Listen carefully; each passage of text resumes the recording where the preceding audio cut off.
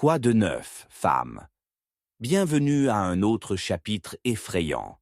Avant de plonger dans le mystère torsadé d'aujourd'hui, Mademoiselle Marple, le visiteur du presbytère, frappez-moi. Qu'est-ce qui vous a fait sourire aujourd'hui et d'où vous écoutez-vous? Je présente vos histoires dans la prochaine goutte, alors ne soyez pas timide. Maintenant, prenez votre thé, tamisez les lumières et préparez-vous, parce que rien dans les chuchotements dans le brouillard n'est jamais ce qu'il semble. Chapitre 1. Étranger au presbytère.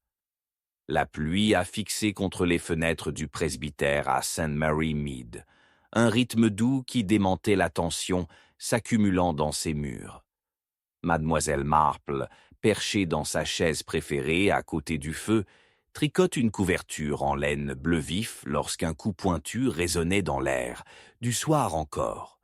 Les nuages roulaient bas, jetant un sombre crépuscule sur le chalet, et un scintillement de malaise a coulé dans sa colonne vertébrale alors qu'elle posa ses aiguilles. « J'espère que ce n'est pas un autre coup de la gaiement, Monsieur Johnson de la boulangerie », a-t-elle murmuré, ajustant ses lunettes.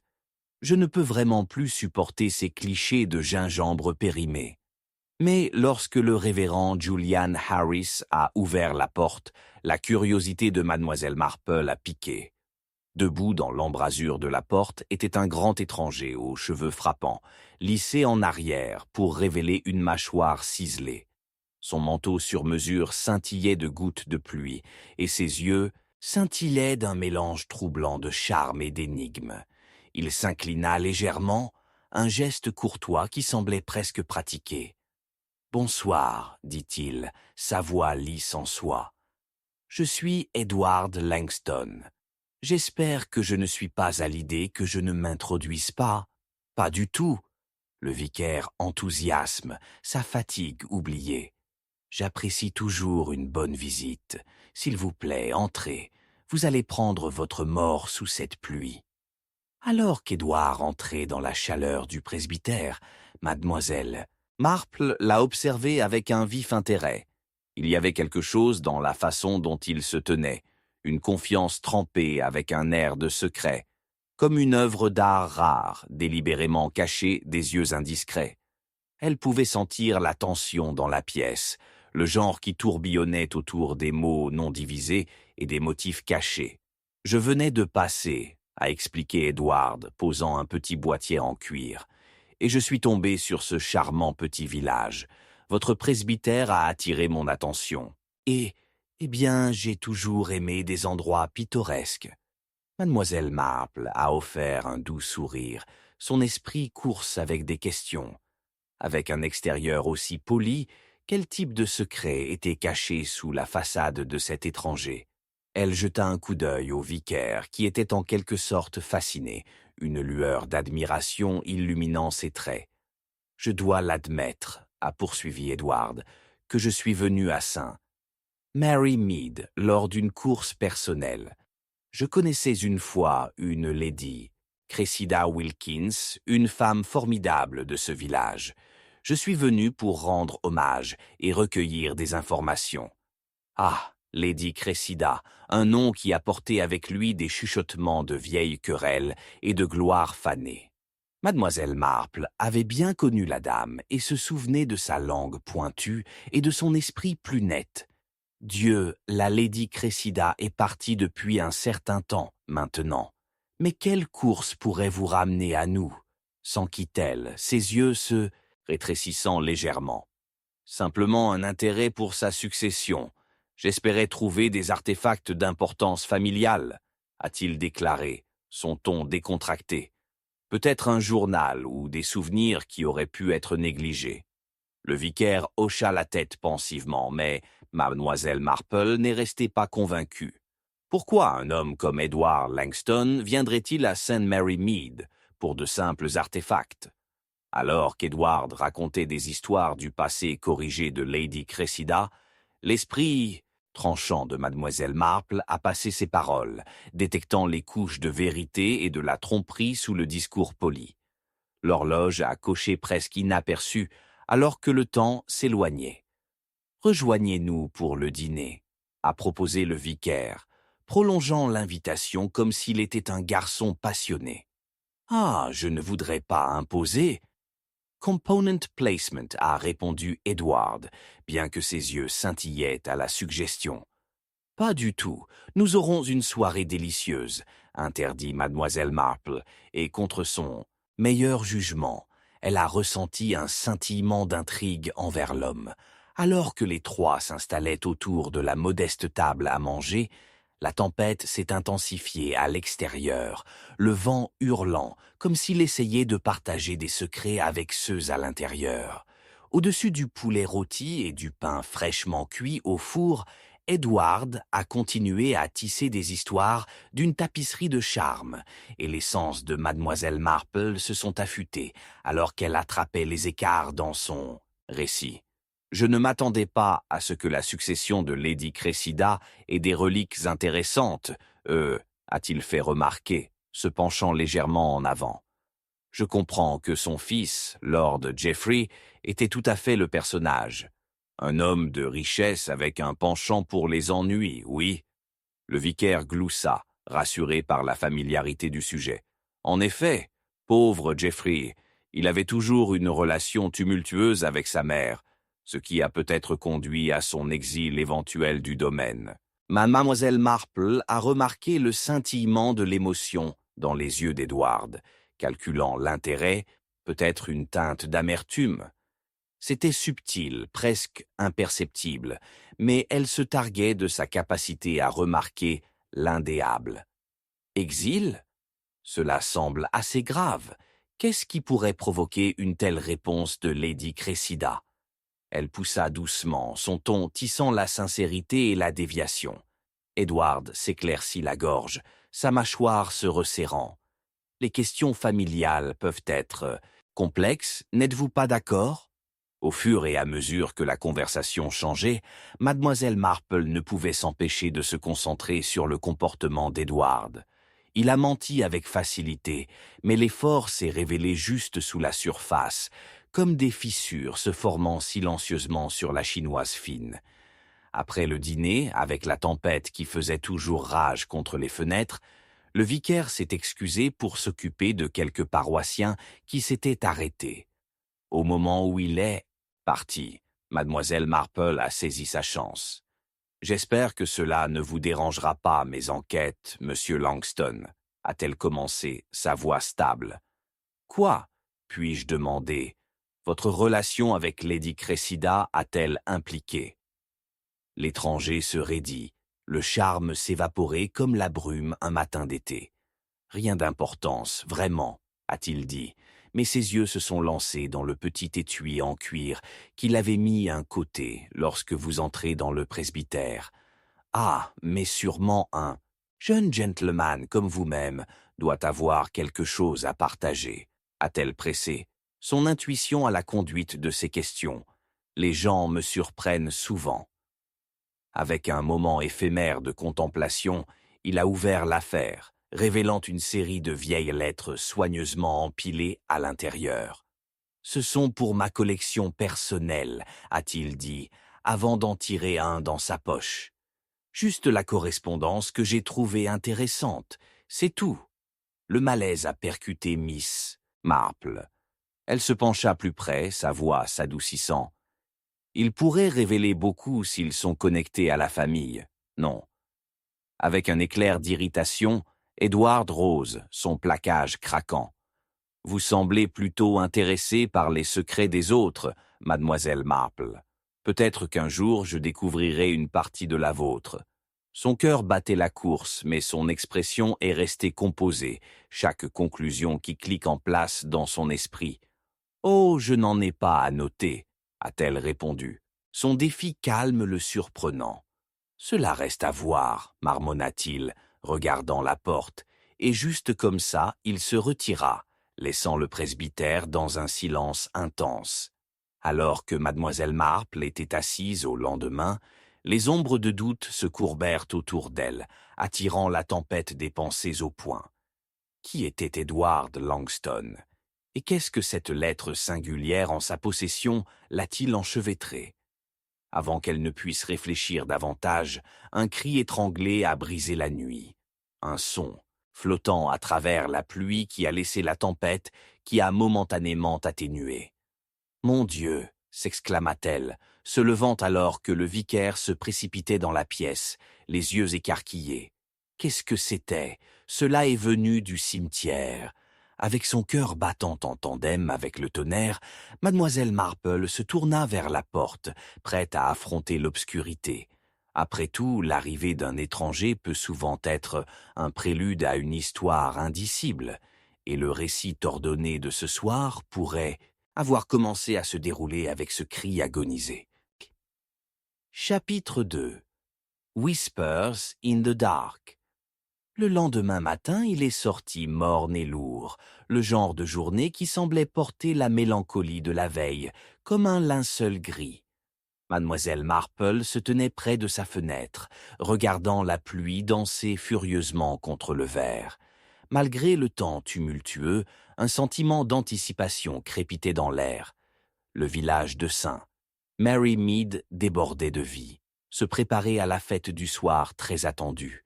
Le bavardage des villageois a dérivé par la fenêtre, ouverte, ponctuée de rires et l'échange fougueux de plaisanteries. Pourtant, en dessous de tout cela, mademoiselle Marple pouvait sentir un courant sous-jacent de tension. S'installant avec son tricot, elle ne pouvait pas secouer les pensées troublantes qui avaient piqué sa curiosité la nuit précédente. L'apparition soudaine d'Edward Langston et les motifs insaisissables ont hanté son esprit. Alors que les festivités se déroulaient à l'extérieur, elle ne pouvait s'empêcher de sentir que la tranquillité du village n'était qu'une façade prudente, une attente peut-être de s'effondrer. Miss Marple, mademoiselle Marple, la voix a chanté à travers la bruine matinale, élevée et exubérante. C'était Dolly Murdoch, la femme de ménage vicaire, et une source inflexible de potin. Vous n'avez pas vu les décorations, n'est-ce pas? Les bruants et les lanternes ont l'air enchanteurs, tout à fait la vue contre ce temps sombre. Mademoiselle Marple l'a salué avec un sourire, mais la chaleur de la lumière du jour ne pouvait pas dissiper les ombres qui se cachent dans son esprit. Matin, Dolly. Je dois admettre que je n'ai pas encore exploré le village aujourd'hui. Mais dites-moi, qu'est-ce que vous pensez aux festivités? Le visage de Dolly s'éclaircit, et elle se pencha plus près, sa voix délicieusement conspiratrice. Oh, j'ai entendu la chose la plus curieuse. La vieille Madame Wickersham a affirmé qu'elle avait vu Monsieur Langston hier soir, près du cimetière, après le cri. Elle a dit qu'il se cachait dans les tombes, comme si elle cherchait quelque chose. Pouvez-vous imaginer? Qu'est-ce qu'il pourrait vouloir là-bas? Les oreilles de mademoiselle Marple se sont remontées à la mention de Langston. Est-ce que c'est ainsi? Et qu'a-t-elle vu exactement? A-t-elle mentionné ce qu'il faisait? Non, juste qu'il était là et cela l'a frappé comme bizarre, a répondu Dolly, ses sourcils en sillonnant. Pourquoi un gentleman viendrait-il à espérer à une telle heure? Tout à fait, songea mademoiselle Marple. Ses roues, tournant. Savez-vous si quelqu'un d'autre était là? Juste le folk habituel. Le jeune Timothée et Elisa aidaient à se mettre en place pour la fête, et ils pouvaient voir l'église d'où ils étaient. Mais personne d'autre ne semblait remarquer quoi que ce soit de mal, a-t-elle déploré, puis haleté comme s'il capturait une nouvelle pensée. Mais, monsieur Langston, que pensez-vous qu'il veut? Est-il vrai qu'il est venu enquêter sur la succession de Lady Cressida? En effet, murmura mademoiselle Marple, ses intentions apparaissent aussi troubles que le ciel au-dessus de nous. Le nom de Lady Cressida était accroché en l'air, mur d'histoire, et mademoiselle Marple s'est demandé quel fantôme du passé s'était entrelacé avec le présent. Et vous avez mentionné Timothy et Elisa. Comment sont-ils? Ils ont été rat-air excités par la fête, mais il y a quelque chose d'étrange dans leur énergie aujourd'hui. C'est drôle comment ça vient en rafale, n'est-ce pas? Ils ont été plus silencieux que d'habitude. Avec les mots de Dolly qui s'occupent de son esprit, Mademoiselle Marple a décidé de rendre visite au cimetière plus tard dans la journée, ne serait-ce que pour se rapprocher de l'intrigue entourant Edward Langston. Alors que le soleil se rendait aux nuages, peignant le village dans une palette mélancolique, Mademoiselle Marple a fait son chemin à l'extérieur. Les rires s'attardaient dans les airs alors que les villageois se sont occupés de décorations, mais chaque rire se sentait teinté de quelque chose, peut-être la peur ou les secrets non-whisper. Après une brève visite avec un voisin, elle a détourné un moment pour aborder Timothy et Elisa alors qu'ils suspendaient des lanternes colorées sous le chêne. « Bonjour, Mars, à quel point la fête sera splendide. Mais dites-moi, avez-vous vu quelque chose de curieux à propos de Monsieur Langston depuis hier soir ?» Timothy a changé inconfortablement, son visage jeune se déformant comme s'il luttait avec un secret. « Nous, nous, l'avons vu, Miss Marple. » Juste après le cri. Il s'éloignait de l'église assez vite.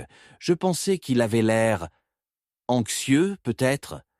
Elisa hocha la tête vigoureusement. Oui, et il avait quelque chose dans sa main. Je ne pouvais pas voir ce que c'était, mais je pensais que ça devait être important. Très curieux, songea Mademoiselle Marple, son esprit coulant avec des possibilités. Et l'avez-vous mentionné à quelqu'un? Non, pas vraiment, hésita Timothy. Nous ne voulions déranger personne. Cela semblait impoli à un moment où tout le monde était occupé à préparer et heureux. « Oh, mais je crois que cela mérite une discussion plus approfondie, » a répondu doucement Mademoiselle Marple. « Et si c'est une question d'importance? Les secrets peuvent se cacher dans l'ombre d'une journée festive. » Alors qu'elle laissait les enfants avec suffisamment de matière pour réfléchir, ils se jequaient mal à l'aise, leurs yeux larges reflétant une préoccupation partagée. L'esprit de Mademoiselle Marple était également en train de courir, rassemblant tous les fils de conversation fragmentés. Plus tard, Mademoiselle Marple s'est retrouvée au cimetière, à l'abri de la bruine par un arbre tordu.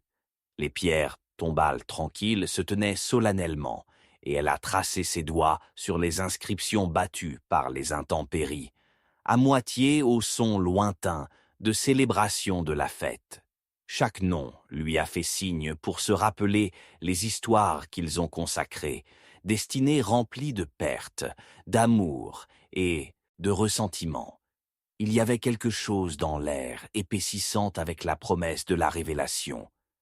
C'est alors qu'elle a entendu une voix dériver derrière une pierre tombale voisine. « Vous ne pouvez pas l'emporter avec vous, Edward. Rappelez-vous cela. » Mademoiselle Marple se figea, son cœur s'accélérant.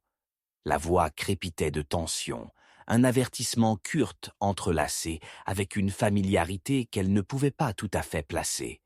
Elle se rapprocha soigneusement, se cachant derrière l'ombre, se lançant le coup pour avoir un aperçu. « Je n'ai pas demandé votre jugement, Sarah », est venue la forte réponse dans le ton lisse indubitable d'Edward Langston. « Je suis venu ici pour récupérer ce qui est à juste titre le mien. » Le front de Miss Marple se fronça alors qu'elle remarquait la figure d'une femme, se déroule avec Auburn air, instruit impérieusement sur lui, une poignée de détermination dans sa posture, une connexion indéniable à déclencher.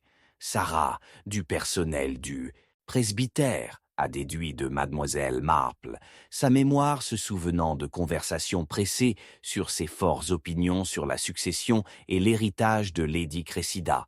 « Le vôtre ou non, vous devez marcher avec prudence. Les gens regardent, » siffla Sarah, la voix lourde de prudence. « Le domaine tient des restes d'un passé en colère, et tout ce que vous recherchez, cela vous entraînera des ennuis. » Mademoiselle Marple recula, calme comme un murmure, son esprit se retournant. L'avertissement de Sarah, malgré ses nuances voilées, portait un poids de sagesse. Qu'est-ce qu'Edward était exactement après? Quel pieu a-t-il, ou peut-être qu'ils ont tenu dans la succession de Lady Cressida? Une agitation a éclaté du village, des rires se déversant de la fête, alors que mademoiselle Marple se retourna vers les festivités. Pourtant, un frisson sinistre a traversé elle. À ce moment, les pièces ont commencé à se déplacer plus profondément, s'écarter plus clairement qu'elle ne l'avait espéré. L'importance d'Edward dans ce web s'est développée, combinée à la résolution inflexible de Sarah. Juste au moment où elle commençait à battre en retraite, un froid coulait sur sa colonne vertébrale. Là, abandonnée momentanément parmi les pierres, une lettre froissée, ses bords portés et l'encre tachée, lui a attiré l'œil. Il portait une marque indubitable, une crête qu'elle a reconnue, l'emblème de la famille de Cressida. Avec les enjeux maintenant incroyablement plus élevés, le cœur de mademoiselle Marple a fait la course. Quel secret réside dans l'encre de cette lettre? Les réponses aux chuchotements dans l'obscurité approchaient de la lumière. Entruisant fermement la lettre, elle se tourna sur son talon, sa détermination en fleurissant à l'intérieur. Certains mystères se sont entrelacés plus profondément alors qu'elle s'aventurait en avant dans les contes de la nuit encore indicibles. Le soleil de l'après-midi se précipita à travers les nuages pour être à nouveau rapidement enveloppé, jetant un voile sur le village de Saint. Mary Mead, qui semblait étrangement adaptée. Les faibles échos de rire et de bavardage de la fête s'attardaient toujours dans les airs, un contraste frappant avec l'atmosphère troublée, maintenant épaisse de malaise. Le cœur de mademoiselle Marple a fait la course en se dirigeant vers le presbytère, ses pensées tourbillonnant autour des événements de la nuit précédente. Les chuchotements, les secrets et maintenant les énoncés cryptiques d'Edward Langston se rongent l'esprit comme la pluie implacable qui venait de recommencer, tambourinant doucement contre les pavés. Alors qu'elle s'approchait du presbytère, la porte s'est ouverte. Debout, pâle et aux yeux écarquillés, se trouvait Dolly Murdoch, sa viande habituelle épuisée. « Mademoiselle Marple !» s'exclama-t-elle, s'écartant avec une vague frénétique. « Vous devez entrer tout de suite, révérend Featherstone. Il est... Dolly, mon cher, ralentis !» a exhorté mademoiselle Marple, bien que sa voix ait offert peu de réconfort contre les vents stridents de préoccupation. Qu'est-il arrivé au révérend? Avec des mains tremblantes, Dolly serra le cadre de la porte. Il est mort, dans son étude verrouillée de l'intérieur. Je ne comprends pas comment. C'est comme s'il avait disparu. Et pourtant, il est là. Il n'a fallu que quelques instants à mademoiselle Marple pour entrer dans le presbytère, ses sens en haute alerte. La tension palpable étouffe l'air, tissant dans les couloirs comme un esprit importun. Elle avait toujours trouvé du réconfort dans la familiarité pittoresque du presbytère avec ses nombreux coins et étagères. Maintenant, il semblait étranger et sinistre. À l'intérieur de l'étude, la vue de la forme sans vie du révérend Featherstone a apporté un frisson à sa colonne vertébrale. Il était étendu sur son bureau. Des papiers se dispersaient autour de lui comme un naufrage abandonné sur une mer orageuse. La porte était en effet verrouillée, et la fenêtre a également été barrée. Un meurtre parfait, songea-t-elle, alors qu'elle examinait la scène avec l'œil vif d'un faucon. Qui l'a trouvé? S'enquit-elle, sa voix stable alors qu'elle s'avança pour inspecter le corps. Je l'ai fait. Je suis allé livrer du thé et le vérifier, comme je le fais toujours l'après-midi. Gémit Dolly, sa détresse dévoilant les fissures dans son sang-froid. Mais quand j'ai frappé, il n'y avait pas de réponse. Alors j'ai essayé le bouton et c'était verrouillé, interdisa mademoiselle Marple. Et quand vous avez appelé à l'aide? J'ai couru pour aller chercher le gendarme Matthews, bien sûr. Dolly a ajouté, sa voix reprenant une certaine force. Et il a réussi à forcer la porte ouverte, mais il était trop tard. Certainement trop tard. Le regard de mademoiselle Marple est tombé sur la main du révérend Featherstone, légèrement bouclée. Un glissement de papier dépassait sous ses doigts, trempée à l'encre et enduit, mais pas au-delà de la reconnaissance. Quand elle l'a soigneusement attaché libre, son rythme cardiaque s'est accéléré. Il portait la marque de l'emblème de Lady Cressida, comme la lettre qu'elle avait trouvée dans le cimetière. « Qu'est-ce que ça dit, mademoiselle Marple » demanda Dolly, regardant curieusement. « Ce n'est pas encore clair, » murmura mademoiselle Marple, ses sourcils tricotés ensemble alors qu'elle déchiffrait les quelques mots lisibles. Quelque chose sur les dettes. Une réunion. Bientôt. Il semble que le révérend Featherstone ait été impliqué dans des questions beaucoup plus complexes que les simples affaires paroissiales. Alors que le gendarme Matthews est arrivé, ses lourdes bottes se battant contre les planchers en bois, mademoiselle Marple a énuméré les panneaux qui pointaient vers le meurtre. Le révérend Featherstone ne semblait pas avoir des ennemis, mais le monde a tendance à les cacher sous des façades simples. Nous devons découvrir qui se tenait pour bénéficier de sa disparition. Matthews se pencha contre le cadre de la porte, les bras croisés. « Il faudra plus que votre intellect pour démêler cela, mademoiselle Marple. Le révérend n'a pas été mis à hériter de quoi que ce soit, et il n'a pas eu d'ennui avec de l'argent. Pas que je sache au moins. La loyauté peut être une épée à double tranchant, constable, a-t-elle répondu doucement, sentant le poids de la lettre dans sa paume. Pourtant, je crois que cela révèle l'ombre de quelque chose de plus profond. Le temps semblait suspendu dans le presbytère alors qu'ils échangeaient des théories, les ombres vacillant sur les bords de la pièce. À chaque instant, mademoiselle Marple a observé. Ce sont les petites nuances qui en disent long. Matthews a inconsciemment enraciné sa casquette. Quelque chose de profondément dans son comportement a fait allusion à l'incertitude. Qui d'autre était dans cette maison hier? La fête a attiré la foule, n'est-ce pas? La voix de mademoiselle Marple a tranché, le silence lourd. Les paroissiens, oui, a acquiescé lentement Matthews, se souvenant. Mais Edward Langston était là, et Sarah aussi. Ils étaient venus discuter des questions concernant la succession de Lady Cressida. Ah, Edward Langston. Son nom s'attarda dans le fond de son esprit, passant au premier plan avec une intensité renouvelée. Et Sarah, qu'a-t-elle dit? Je me souviens qu'elle avait été particulièrement exprimée. Avant qu'elle ne puisse terminer, le constable l'a coupée. Je lui ai parlé. Elle semble désemparée, affirmant qu'elle n'avait rien vu de mal, mais j'ai remarqué qu'elle était pâle quand j'ai mentionné que vous étiez ici. Mademoiselle Marple a savouré cette idée. Curieuse comment elle réagirait, murmura-t-elle, démêlant mentalement les fils qui reliaient la mort du révérend à Edward et Sarah. Les motifs sombres avaient un moyen de se faire avancer dans ceux en qui nous avons le plus confiance. Où est-elle maintenant? Demanda-t-elle de toute urgence. À l'extérieur, parlez aux autres villageois. Ils sont dans un tout tease avec la fête et maintenant ça. Elle peut avoir plus à dire. Tout comme mademoiselle Marple se tourna pour quitter l'étude, une lueur a attiré son attention. Une photographie à moitié cachée sous une pile d'enveloppes vacillait avec pertinence.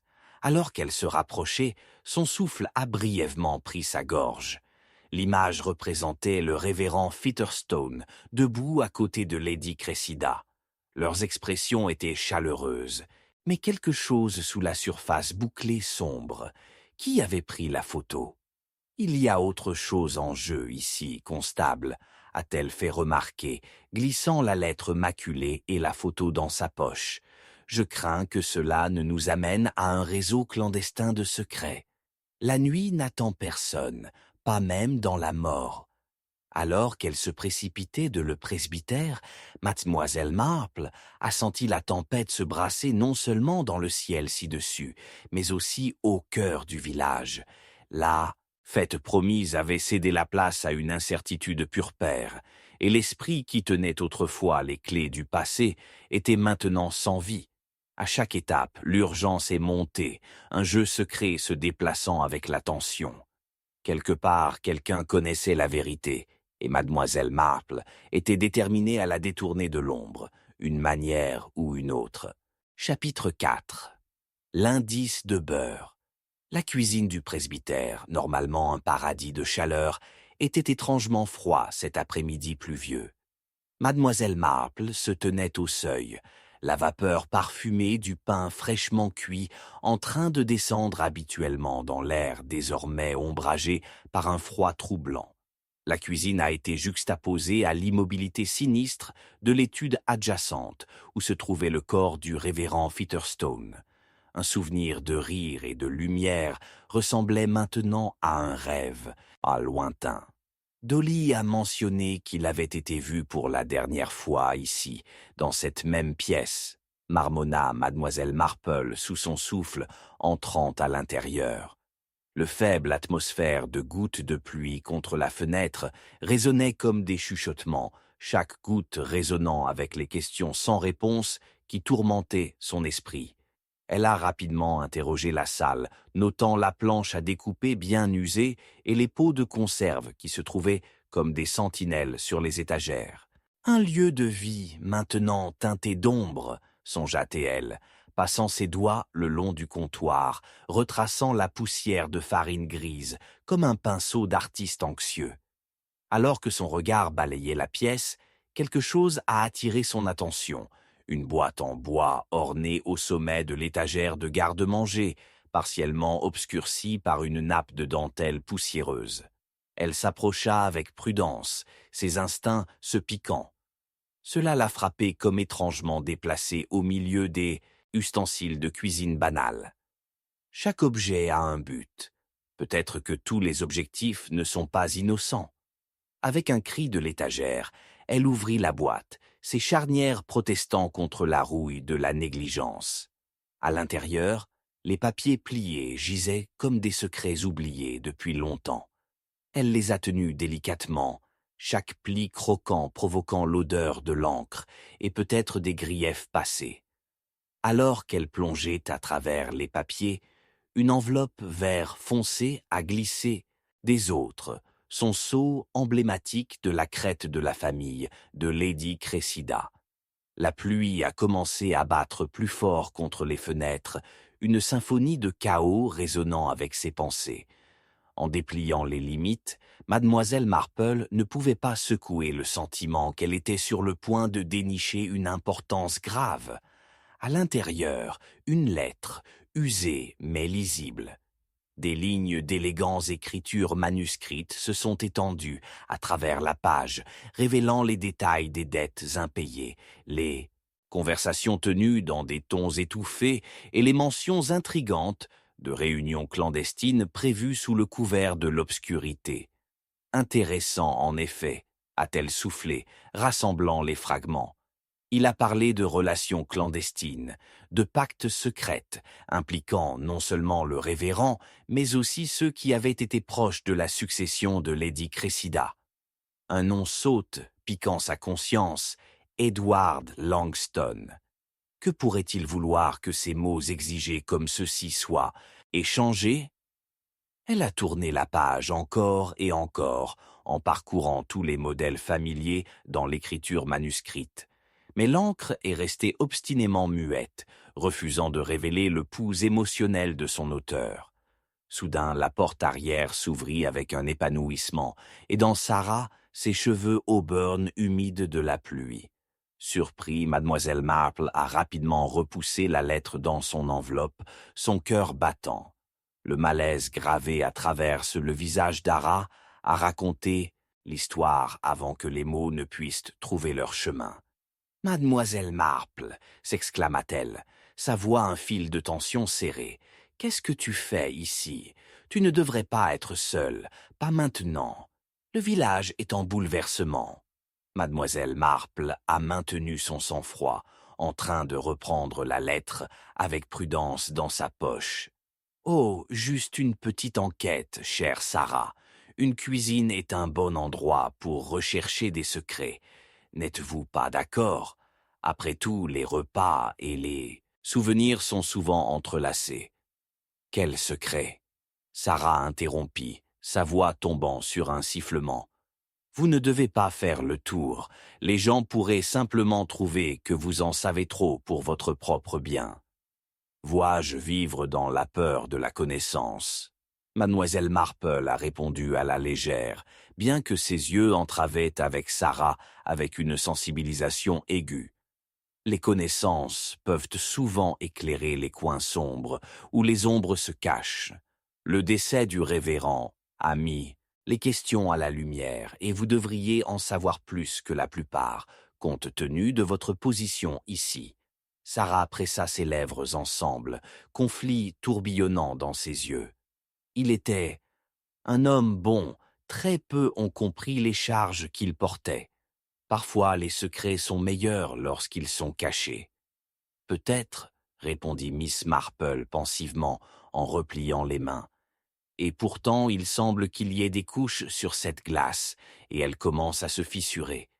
Qu'est-ce que le révérend savait, Sarah? Quelles dettes ont été discutées? Mais avant que Sarah ne puisse répondre, le bruit des pas pressés résonnait du couloir. Quelques minutes plus tard, le gendarme Matthews est apparu dans la porte, son front tricoté avec inquiétude. « Miss Marple, je suis venu vous chercher. Il semble que les villageois remuent. On parle de la mort du révérend Featherstone parmi les voisins et les craintes fleurissent comme des fleurs sauvages. » « À juste titre, je supposerais, » a répondu Mademoiselle Marple, jetant un coup d'œil au courant vers Sarah. Le vicaire avait tout à fait le réseau de connexion et, j'ose dire, une tension tacite est suspendue dans les airs. « Oh !» Matthews leva un sourcil, croisant les bras. « Et vous avez déniché quelque chose d'intérêt pendant que j'éclate ici. Allez-y alors, éclairez-moi. » Mademoiselle Marple a hésité, partageant un coup d'œil avec Sarah, évaluant le risque de trop révéler. Il semble y avoir plus en jeu ici que de simples tâches pastorales. C'est une question de dettes et de rassemblement d'individus qui ont habité la confiance du vicaire. Les goûts du nom d'Edward Langston sont apparus ici. À la mention du nom d'Edward, Matthews a changé mal à l'aise. Il a certainement une réputation pour les enchevêtrements, mais pourquoi serait-il impliqué dans les affaires du vicaire? Une bonne question, a déclaré mademoiselle Marple, sa voix reprenant son ton calme et recueilli. Il serait peut-être prudent de fouiller ces quartiers pour tous ceux qui pourraient nous donner un aperçu. La tension pulsant par son intensification. Une mauvaise orientation persistait alors que le regard de Sarah se précipitait nerveusement entre les deux. « Écoutez, » commença Matthews, mais hésita ensuite, comme s'il pesait soigneusement ses paroles. « Je ne serais pas surpris s'il était au courant de quelque chose qui a causé des ennuis. Cela fait sens. Un entrave malheureux de vieilles querelles. Ensuite, c'est réglé. Nous devons avancer plus avec prudence, » a conclu mademoiselle Marple, la détermination brillante dans ses yeux.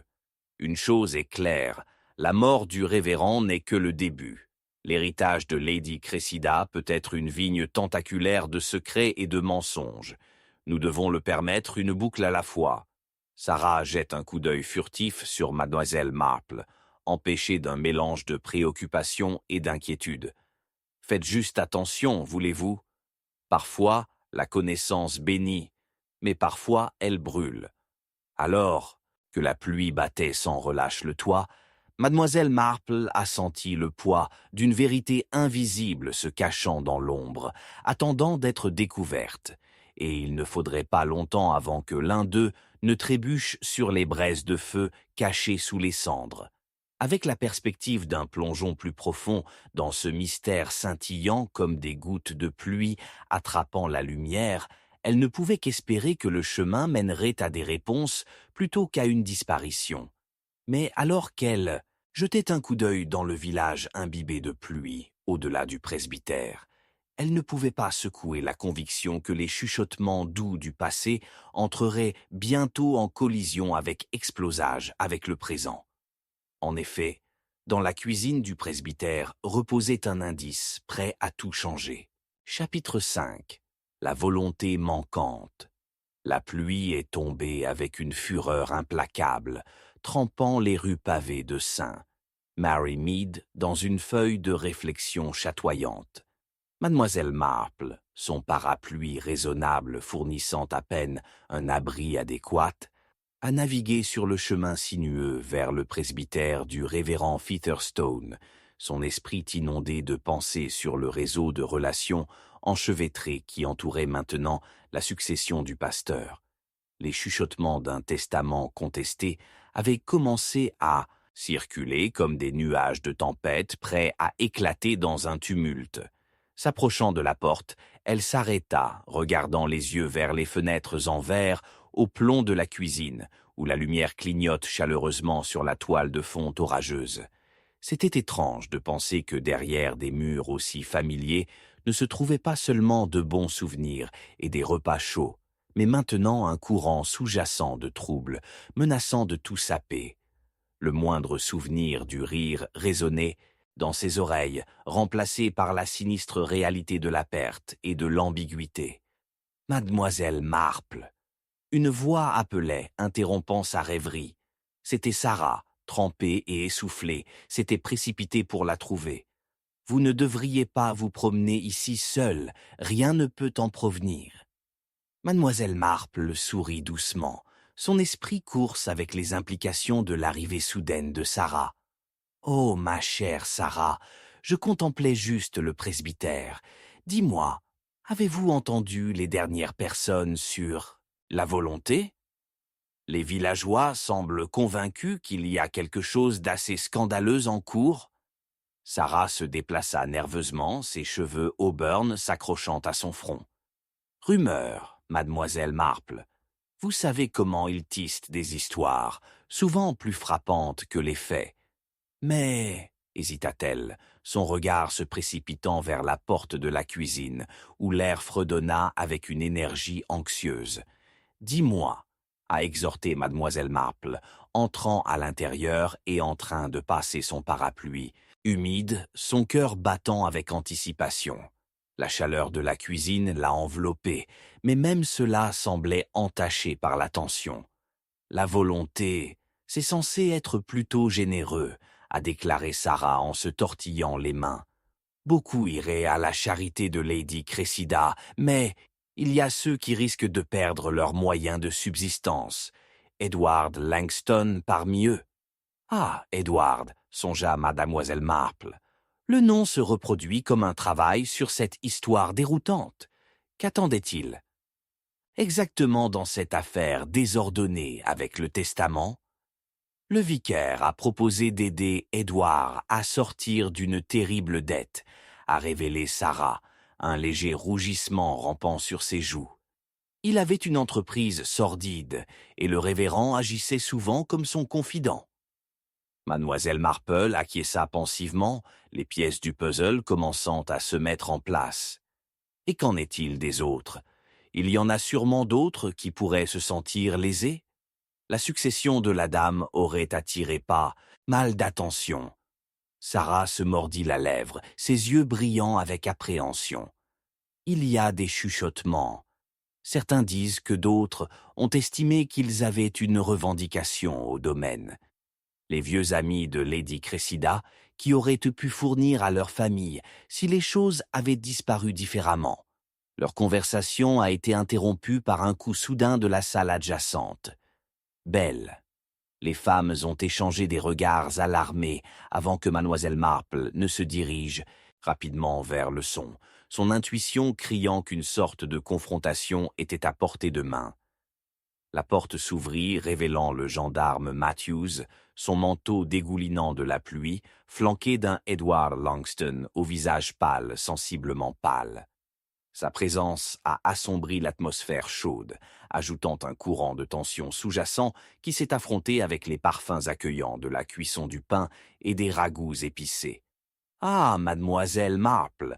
salua Matthews, ses sourcils sortant davantage en considérant Edward avec un coup d'œil méfiant. « Il semble que nous ayons un visiteur. Edward ici insiste pour discuter des affaires du révérend Featherstone, mais je soupçonne que ses motivations ne sont pas aussi claires. Une méfiance plutôt profondément enracinée, ne diriez-vous pas? Miss Marple a fait remarquer, rencontrant l'expression durcie d'Edward avec sa propre résolution calme. Qu'avez-vous à dire par vous-même, monsieur Langston? Je ne cherche qu'à protéger ceux dont la vie est enlacée avec la mienne, a répondu Edward, sa voix bas mais fervente. Le discours sur la volonté, les gens comprennent mal mes liens avec le révérend. Je n'avais que du respect pour lui. Vous ne pouvez sûrement pas me blâmer de souhaiter dire comment tout cela se déroule. En effet, répondit mademoiselle Marple, en vous cambrant un sourcil, intriguée par les connotations de désespoir enlacèrent ses mots. Mais dites-moi, que savez-vous du contenu de ce volonté? Je soupçonne qu'il y a plus de joueurs à portée de main que de simples mots prononcés dans des coins cachés. Je ne sais rien, a rétorqué Edward trop rapidement, un soupçon d'anxiété scintillant dans ses yeux. Seulement qu'il était destiné à protéger le village. Toute suggestion est autrement une spéculation. Mademoiselle Marple l'a étudié attentivement, observant la tension sous-jacente à sa bravade. Puis elle se tourna vers Sarah, qui se tenait gelée, les yeux écarquillés de peur. Peut-être que nous devrions rassembler les plus proches du vicaire, ses amis de longue date, et chercher la vérité dans leurs propres mots.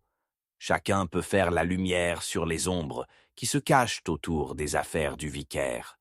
Un frisson a traversé la cuisine alors qu'elle envisageait le panorama des émotions qui feraient surface concernant le domaine de Lady Cressida. Un monde tissé avec la tension de l'amour, de l'envie et de la perte. Alors qu'ils se rassemblaient dans les limites du presbytère, l'air s'épaississait avec des griefs tacites. La vérité s'est masquée sous des couches de politesse. Quelques minutes plus tard, ils se sont réunis un petit cercle. Mademoiselle Marple prit une profonde inspiration, ses yeux scannant chaque individu. Un pot-pourri d'intérêts acquis, de regards désirs et de doigts nerveux. Le premier à parler était Dolly, la femme ménagère loyale du vicaire, sa voix tremblante. Il a parlé d'un changement à venir, a-t-elle commencé, ses yeux se faisant des yeux, comme si les murs eux-mêmes avaient eu des oreilles.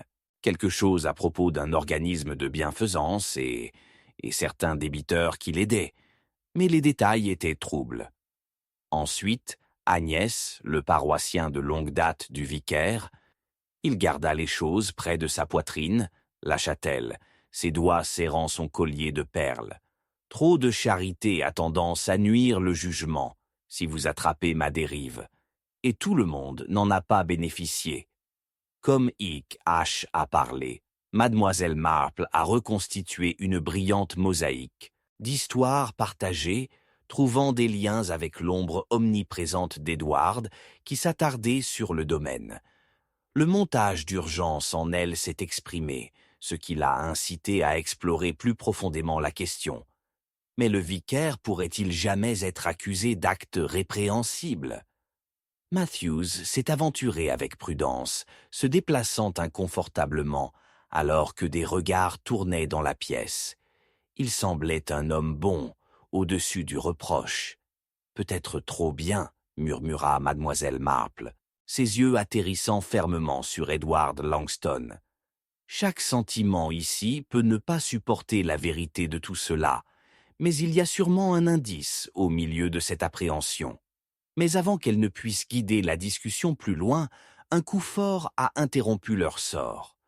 La porte balançait largement et le vent torrentiel hurla à l'intérieur, emportant avec lui un homme de stature ferme, le maître Robert Cressida, le neveu de Lady Cressida. Son expression était une détermination à parts égales et une fureur. Où est-il? Il a exigé l'air palpable épais de sa présence. Qu'avez-vous fait à la volonté? Le cœur de mademoiselle Marple a fait la course alors que la reconnaissance la frappait. Les enjeux avaient soudainement augmenté, son intuition criant maintenant qu'ils étaient sur le point de démêler le tissu de la tromperie qui a enveloppé cette épreuve. La volonté manquante, un trésor recherché par beaucoup et hébergé par quelques-uns, était sur le point de révéler son véritable poids. La tension a électrifié l'air tel qu'il se levait, ses pensées tournant. Si seulement elle pouvait briser les barrières du désespoir et de l'envie qui s'attardaient si étroitement. Elle a senti que la vérité se présenterait bientôt, même si elle était enveloppée dans l'absurdité de la cupidité de leur société même. Cela la conduirait quelque part, peut-être même à la dernière pièce du puzzle. Les yeux de Mademoiselle Marple se plissèrent, son souffle stabilisant, se préparant à la tempête des révélations à venir. Alors que le regard de Maître Robert se bloquait avec le sien, l'esprit de Mademoiselle Marple accourut avec des possibilités. Cette confrontation pourrait très bien tout changer. En ce moment chargé, son instinct a renvoyé à nouveau. Le jeu était en cours et la réponse était cachée, attendant son moment pour entrer dans la lumière. Chapitre 6. Ombre du passé. Les ombres du presbytère se sont approfondies à l'approche du soir, des nuages entrant en collision de façon inquiétante dans le ciel de plomb, serrant les derniers restes de la lumière du jour. Les pensées de Mademoiselle Marple tourbillonnaient par les révélations de la journée, chacune comme une goutte de pluie éclaboussant les pavés de Sainte Mary Mead, ondulant vers l'extérieur dans les profondeurs troubles de l'histoire et de l'intrigue. La tension dans la cuisine a toujours fredonné après l'entrée ardente du maître Robert Cressida, laissant une traînée d'effroi en l'air. Alors que la tempête faisait rage à l'extérieur, Mademoiselle Marple a ressenti une traction presque palpable vers le passé. La nuit des ténèbres, autrefois dynamique de rires secrets, ressemblait maintenant à un champ de bataille, jonché de détritus émotionnels. Avec le testament toujours non comptabilisé, Mademoiselle Marple a décidé de creuser plus profondément.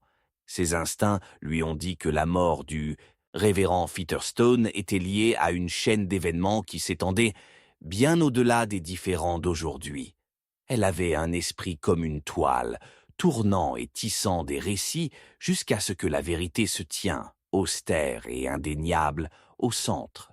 « Miss Marple, devons-nous nous attendre à plus de visiteurs ?» demanda Sarah. Sa voix était allongée d'anxiété alors qu'elle regardait les gouttes de pluie courir dans les vitres. « J'ose dire, » répondit Mademoiselle Marple, finissant de manière abondante sa tasse de thé, son regard dirigé vers la porte de la cuisine. « Il m'a frappé que le passé du révérend s'attarde presque aussi fortement que cette tempête. Nous devons découvrir ce qui se trouve sous ces surfaces placides. » Elle leva son regard, la lueur réfléchie dans ses yeux, en voyant un frisson d'anticipation à travers Sarah. « Il y a un vieux dicton sur les ombres. Il révèle la vérité. Nous devons simplement savoir où lancer notre lumière. » Quelques instants plus tard, le gendarme Matthews est revenu, secouant des vêtements bordés de pluie comme un chien humide. Son expression était troublée, les yeux sombres avec inquiétude. « Mademoiselle Marple, j'ai peur que la tempête ait fait des méfaits imprévus. Une rumeur a fait surface, un rappel depuis des années de longueur, impliquant la famille Featherstone et le domaine Cressida. Ils étaient entrelacés d'une manière que certains préfèrent oublier. »« Ah !» dit Mademoiselle Marple, se penchant en avant, son intuition remuant. « Quel genre d'enchevêtrement ?» Matthews a hésité. Une affaire judiciaire qui a opposé Lady Cressida à la famille du défunt révérend, sur une fiducie contestée. Le village n'avait pas oublié, bien que certains préfèrent laisser les chiens endormis mentir. Mademoiselle Marple a senti l'excitation parcourir elle. « Ensuite, je suppose que ce doit être notre prochaine destination. Le passé, qui essaie de le cacher, révèle souvent leurs vérités les plus puissantes. Avec cela, les deux femmes sont parties sous la pluie, le vent fouettant leurs manteaux autour d'eux comme des esprits agités. Haverstone Manor se tait devant, sa silhouette squelettique à peine définie contre les brumes tourbillonnantes. Le village avait parlé de sa malveillance, de rires piégés dans des murs anciens, écho faiblement à travers le oui, air. Le manoir se tenait comme une relique, à la fois magnifique et fantomatique, tenant ses secrets étroitement dans son étreinte. Ils se sont approchés de la lourde porte de chêne, portée avec la touche de temps, hésitant avant d'entrer. À l'intérieur, l'air était épais de l'histoire, chargé de chuchotements qui résonnaient dans les hauts plafonds. Les mottes de poussière ont dansé paresseusement à travers un faisceau singulier de lumière, illuminant l'immensité du hall, tandis que les ombres persistaient dans tous les coins.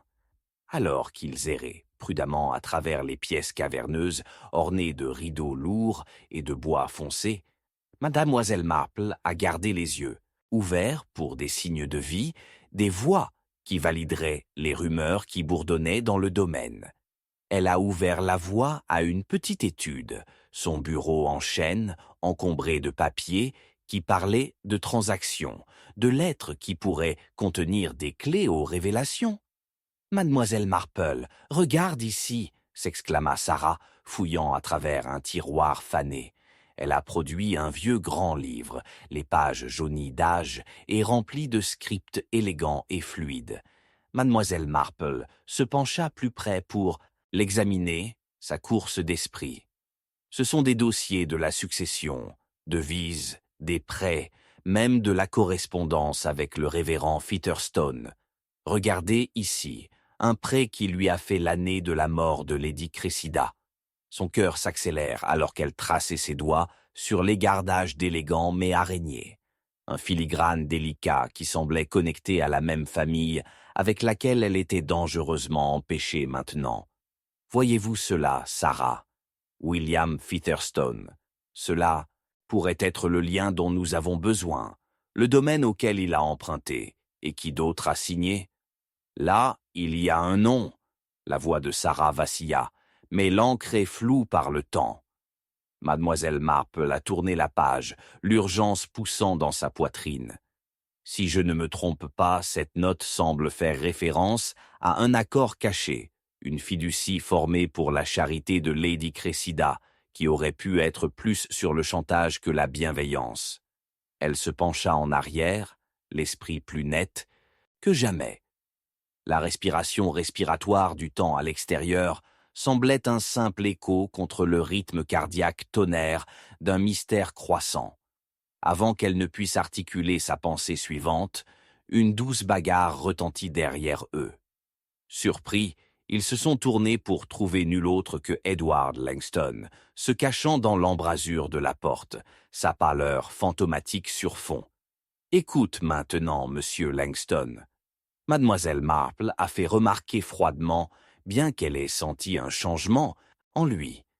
La reconnaissance clignote dans ses yeux, une étincelle de peur ou peut-être de regretter, alors qu'il franchissait le seuil dans la connaissance des vivants.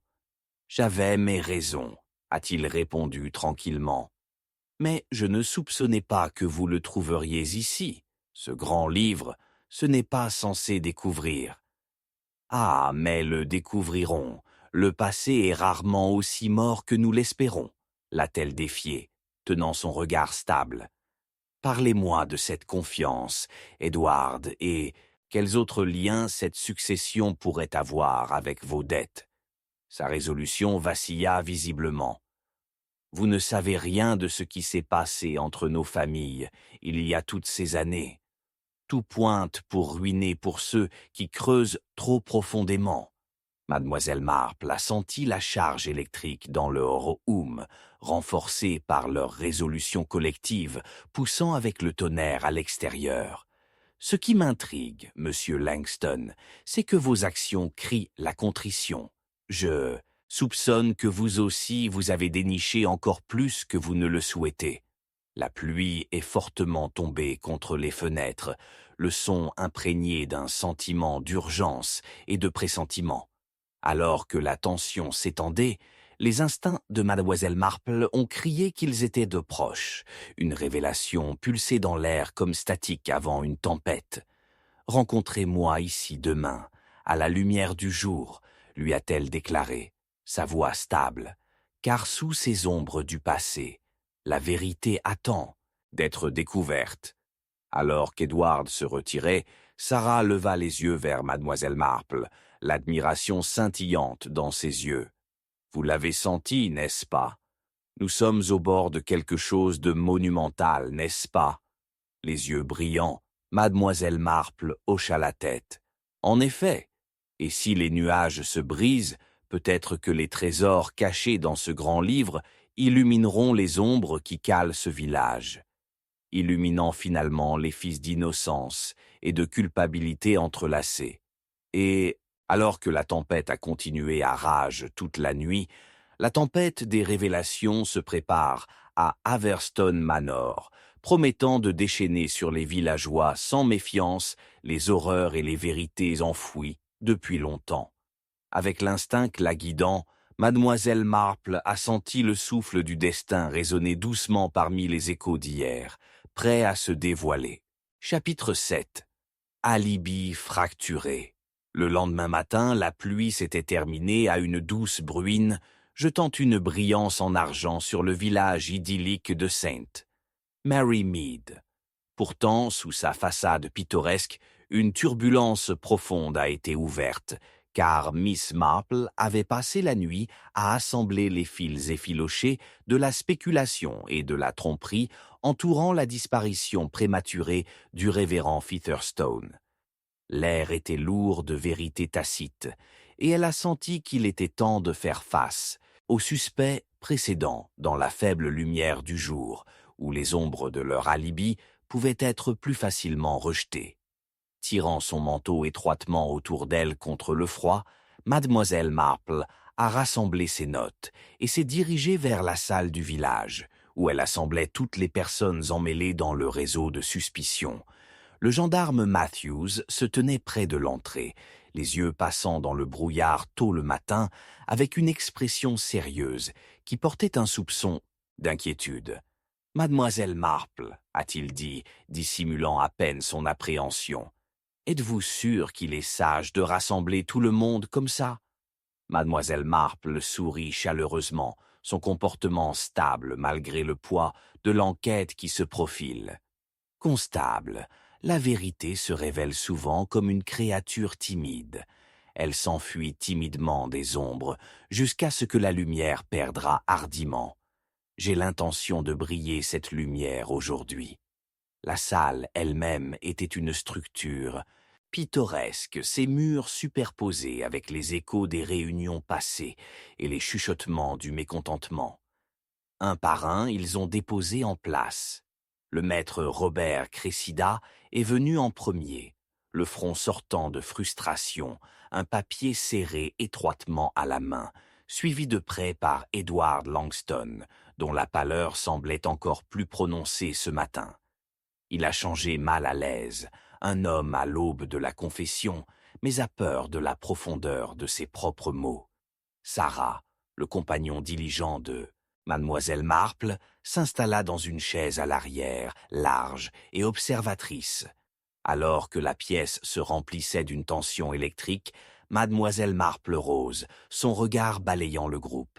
« Merci à tous d'être venus. » Les événements entourant la mort du révérend Featherstone ont découvert de profondes préoccupations concernant notre communauté serrée. Elle s'arrêta, laissant la gravité de ses paroles s'installer. Et je crois qu'il est préférable que nous discutions d'un calendrier des événements, menant à sa disparition. « Sûrement, vous ne pouvez soupçonner aucun de nous, » interdit Robert, sa voix étant allongée d'indignation. « Un bonhomme abattu au milieu de notre milieu, une variole sur nous tous. »« Pas des soupçons, mon cher Robert, » répara-t-elle doucement, « mais une enquête. La clarté est requise. Maintenant, si nous pouvons commencer ?»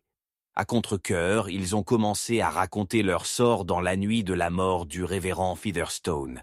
Chaque alibi s'est déroulé comme des pétales d'une fleur de flétrissement. Maître Robert a affirmé qu'il avait été en compagnie de Lady Cressida, racontant une excursion dans leur vaste domaine jusqu'à 10 heures. Edward a méticuleusement raconté sa soirée avec le révérend, omettant discrètement l'échange animé concernant la volonté manquante. Enfin, il y a eu une confession chuchotée de Sarah, qui a révélé son PA en fin de soirée, Terns, de la chalutage des jardins pour les herbes, offrant une libération apparemment inoffensive d'énergie nerveuse. Mais comme mademoiselle Marple écoutait, sa vive intuition piqua sa conscience. « Pardonnez-moi, interrompit-elle doucement, mais je dois vous demander à nouveau. Qui a quitté Haverstone Manor après le dîner le soir que le révérend est passé ?» « Une soirée terrible pour tout le village, » a répondu Robert, sa bravade vacillant. « Mais personne n'a quitté Haverstone cette nuit-là, je vous assure. » Silencieusement, mademoiselle Marple a observé la tension tremblante qui a enfilé entre chaque individu, masquant les insécurités et les peurs sous des couches de fierté. La roue des suspicions s'est retournée en elle, lui rappelant le grand livre à trouver la soirée précédente et sa promesse cryptique d'action cachée. Mes chers amis, il semble que chacun de vos souvenirs ait les marques distinctes de causalité, mais manque de chaleur de la vérité. À ces mots, l'atmosphère de la pièce s'est épaissie comme les nuages de tempête de la nuit précédente. Que voulez-vous dire par là ? Edward coupe brusquement, un éclair de panique dans ses yeux alors qu'il reconnaissait le changement de ton. Voyons le moment de la réunion fatidique au Manor, le révérend de ne pas vous informer tous les arrangements actuels concernant cette prétendue volonté. Elle pressa, son regard les épinglant. « Qui Cahen ?» commença Robert avant de se taire sous la netteté de son look. « Ah oui, qui savait vraiment ?» Miss Marple a sonné, ses calculs tournant de l'esprit. « Vous, maître Cressida, avez appris l'arrangement la veille de sa mort, n'est-ce pas? Vous étiez furieux à ce sujet. » Le silence tomba épais. La tension est devenue une chose vivante, tangible, enroulant étroitement autour d'eux. Et vous, Edward? Vous avez mentionné votre connexion avec le révérend et pourtant jupe autour de la notion de votre discours de tempérament. Il tressaillit et mademoiselle Marple a saisi sa chance. Vous vous êtes placé sur les lieux sans vraiment révéler votre motif ou où se trouve. J'avais des affaires avec lui, oui. La voix d'Edward se leva défensivement. Mais je ne le ferai jamais. Mais tu es resté après le départ de Robert, n'est-ce pas? Elle le dépasse, une lumière éclairage dans ses yeux à la réalisation de gonflement. La lettre laissée par la presse. Aucun témoin de révéler la vérité. Vous êtes celui qui est parti à la hâte. Et de quoi a été ce discours animé? La volonté. Assez, cria Robert, sa patience évaporant. Cette illusion que nous sommes tous coupables est l'absurdité. Peut-être, maître Cressida, mais l'absurdité tourne maintenant dans cette pièce plus étroitement que la vérité. Mademoiselle Marple jeta un coup d'œil sur Sarah, dont les doigts jouaient nerveusement avec un fil de sa robe. Aucun de nous ne lui souhaitait du mal, mademoiselle Marple. La voix de Robert s'adoucit, mais le mince plaquage du calme révélait ses bords effilochés. Mieux nous supprimons cette charade avant. Une voix étouffée scie de la porte alors que Lady Cressida entrait, son visage un masque de choc. Je dois parler de ce que j'ai entendu hier soir. Leur est devenu sans son, alors que tous les yeux se tournaient vers elle, une intrigue palpable électrisant l'air. Alors que Lady Cressida s'avança provisoirement plus délibérément, les secrets qui les pressaient se sentaient de plus en plus près de l'explosion. L'énormité de la confession ondulait dans l'atmosphère chargée qui les entoure, et mademoiselle Marple, avec une profonde intensité dans ses yeux, ne pouvait s'empêcher de sourire sur le chemin illuminé devant elle. Peut-être que le moment est venu de décoller une autre couche de cette intrigue multicouche, murmura-t-elle, la nature révélatrice du moment en suscitant l'excitation en elle. Et alors que Lady Cressida se préparait à révéler ce qu'elle avait été témoin, mademoiselle Marple a saisi les fils de vérité toujours cachés dans les couches d'alibi fracturées. Elle pouvait sentir qu'ils approchaient d'un précipice, Les vents effrayants de la tromperie tourbillonnant, plus des révélations qui ne se déroulent pas. Chapitre 8. Le visiteur de la disparition. L'air frais du matin était épais d'anticipation, alors que la bruine se transformait en une pointe de précipitation, tapotant avec insistance sur les fenêtres du manoir Haverstone. Mademoiselle Marple se tenait près de la grande fenêtre du salon, ses doigts retraçant le contour des registres qu'il n'avait pas encore démêlés. Chaque entrée, un murmure du passé qui pourrait tenir la clé des événements troublants entourant la disparition du révérend Featherstone. Le murmure surpris du groupe de la salle du village résonna dans ses oreilles, ramenant son esprit jusqu'à présent. Il y avait quelque chose de vraiment troublant, du brassage sous la surface, une vérité se cachant comme un spectre dans l'ombre. « Tu vas la laisser parler, mademoiselle Marple ?» Sarah chuchota, se lançant dans la rêverie de Miss Marple. Ses grands yeux se sont éloignés entre Lady Cressida et le groupe collecté, anxiété se mêlant à l'espoir. Lady Cressida était prête à l'embrasure de la porte, son expression s'est assombrie dans ses pensées, comme si elle attendait le bon moment pour dévoiler un secret tendre. « J'ai entendu quelque chose de crucial la nuit dernière », a-t-elle commencé, sa voix tremblant légèrement alors qu'elle traversait l'air chargé de suspense. « Pendant que j'étais dans le jardin à la recherche d'herbes. »« Herbes » Robert Cressida interrompit, curlant sa lèvre dans un dégoût. « À cette période de l'année ?»« Une de mes habitudes, » balbutia Lady Cressida, sa résolution scintillante. « Mais j'ai entendu quelqu'un parler dans le manoir, un argument féroce entre Edward et le révérend Featherstone, de l'argent. J'ai été presque attrapé, puis l'appel d'une manière de visiteur m'a éloigné tranquillement. » Ses yeux se sont éloignés nerveusement à Edward, qui était devenu inhabituellement pâle. « Un visiteur ?» Mademoiselle Marple da, ses sourcils sortant de pensée. « Quel genre de visiteur ? Avez-vous vu cette personne ?» Avant que Lady Cressida ne puisse répondre, un bruit soudain de l'extérieur, le croquant vif de pas brisant le silence fragile dans la cour, a interrompu le moment. Mordiée par une curiosité froide, mademoiselle Marple se tourna vers la fenêtre. Son cœur battait la course en repérant une silhouette, la silhouette d'un homme, un étranger, debout résolument sous le chêne, comme s'il attendait quelque chose, ou quelqu'un. Qui est-ce ? La voix de Robert est venue, empreinte d'incertitude qui s'infiltre dans l'atmosphère. Le souffle de mademoiselle Marple s'est accéléré alors qu'elle regardait près de la figure énigmatique. Son instinct l'a exhortée à agir. Alors que Lady Cressida continuait d'expliquer le visiteur qu'elle avait repéré, l'attention de mademoiselle Marple a été consommée par l'étranger. Il y avait quelque chose de frappant à l'homme, mais elle ne pouvait pas tout à fait le placer. La forme éphémère semblait se déplacer très légèrement, alors que la pluie tombait régulièrement, le peignant dans une brume de couleur, indiscernable. Avec une détermination soudaine, mademoiselle Marple a soulevé ses jupes et s'est dirigée vers la porte.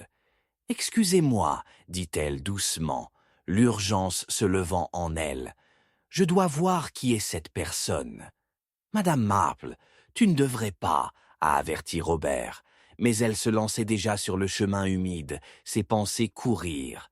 L'air s'épaissit autour d'elle avec une saveur électrique. TH, le monde entier semblant retenir son souffle. Alors qu'elle atteignit le seuil, le vent grossier sifflait à son sujet, faisant presque écho à la pressentie. Elle passa soigneusement, jetant un coup d'œil momentanément à la collecte dans le couloir, leur visage grimage avec inquiétude, alors qu'il la regardait s'aventurer à l'extérieur vers la silhouette. « Bonjour !» Elle a appelé, sa voix prudente s'élevant sur les chuchotements de la pluie. L'étranger se déplaçait légèrement, ses traits obscurcis par les ombres jetées des branches au-dessus et les feuilles de pluie en haut, cascades. « Madame !» répondit-il, sa voix basse et régulière, presque mélodique. « Je crois que je recherche Miss Marple. » Sentant un frisson de réacteur d'intrigue dans sa poitrine, elle a continué à s'approcher. « Qui pourriez-vous être ? Je suis un ami, » a-t-il répondu, inclinant la tête comme si elle l'évaluait. « Edward Langston m'a envoyé. » À la mention du nom d'Edward, un mélange de malaise et de curiosité lui a établi son emprise. « Que voudrait Monsieur Langston avec moi, prier ?»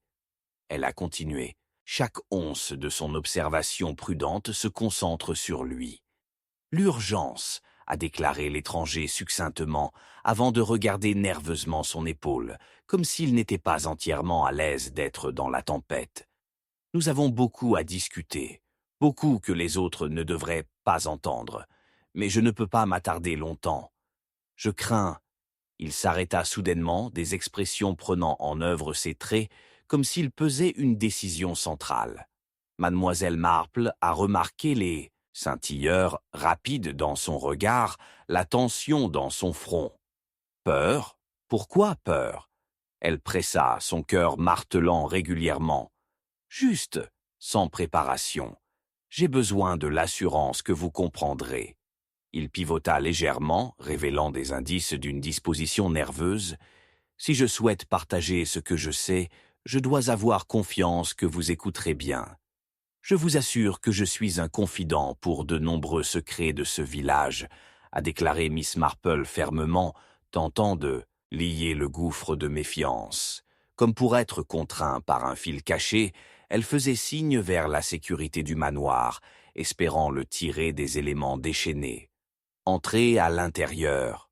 Pourtant, tout comme elle a fait son invitation, l'étranger a attrapé un mouvement à la périphérie avant que leur conversation approfondie ne puisse commencer. Ses yeux s'écarquillèrent, s'écoulant d'elle vers le chemin qui se retrouva vers le village. « Non, ça ne peut pas être, » marmonna-t-il sous son souffle. « Monsieur, » a-t-elle exhorté, « qu'est-ce qui vous navigue dans une telle hâte ? Tu dois m'écouter. » Il laissa un désespoir enrobant son ton. À ce moment-là, sans une seconde pensée, comme s'il était une ombre fusionnant avec la pluie assombrisée, il se tourna et sprintait en averse. « Attendez !»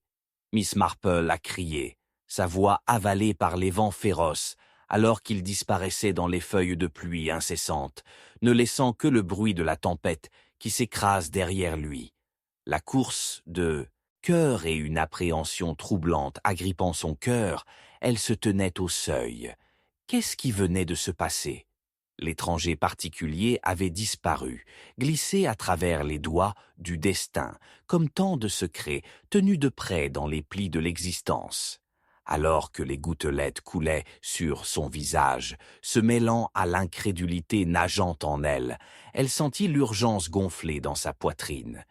L'ombre d'Edward Langston se profile, et non seulement un témoin potentiel a échappé à sa portée, mais les filles du mystère sont devenues encore plus emmêlées dans le sillage de ce visiteur de la disparition. Avec une clarté déterminée, elle se tourna vers le couloir, la clameur de voix résonnant dans ses oreilles. Les derniers fragments de perspicacité se sont fait signe dans les profondeurs de son esprit, menaçant de dévoiler quelque chose de significatif dans les subtilités de la trahison et les péchés de des années passées. Comment ce visiteur pourrait-il entrer avec le tissu du mystère du meurtre ? Et quelles ombres sombres s'accrochaient aux implications de son départ précipité ? Alors qu'elle recula à l'intérieur, humide mais résolue, les pièces de ce puzzle croissant se révélaient elles-mêmes, prêtes à culminer au prochain moment décisif. Chaque rythme cardiaque a fait écho au pouls d'une vérité en plein essor, suppliant d'être découverte, tandis qu'elle accueillait le défi l'attendant dans les murs de Haverstone Manor.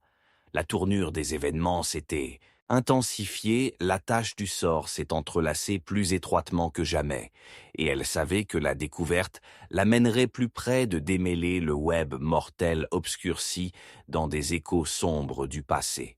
Au milieu de l'incendie implacable, le presbytère se tenait enveloppé de silence, un silence troublant qui l'entoure comme le brouillard de l'incertitude qui pesait sur l'esprit de Miss Marple.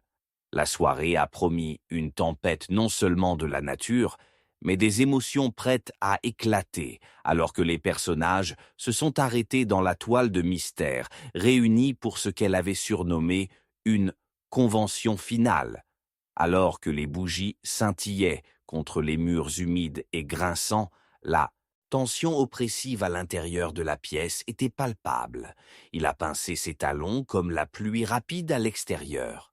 Mademoiselle Marple avait pris soin de préparer l'atmosphère, connaissant très bien le mélange combustible de culpabilité, de peur et de désespoir qui s'attardait à la suite de la disparition prématurée du révérend Featherstone.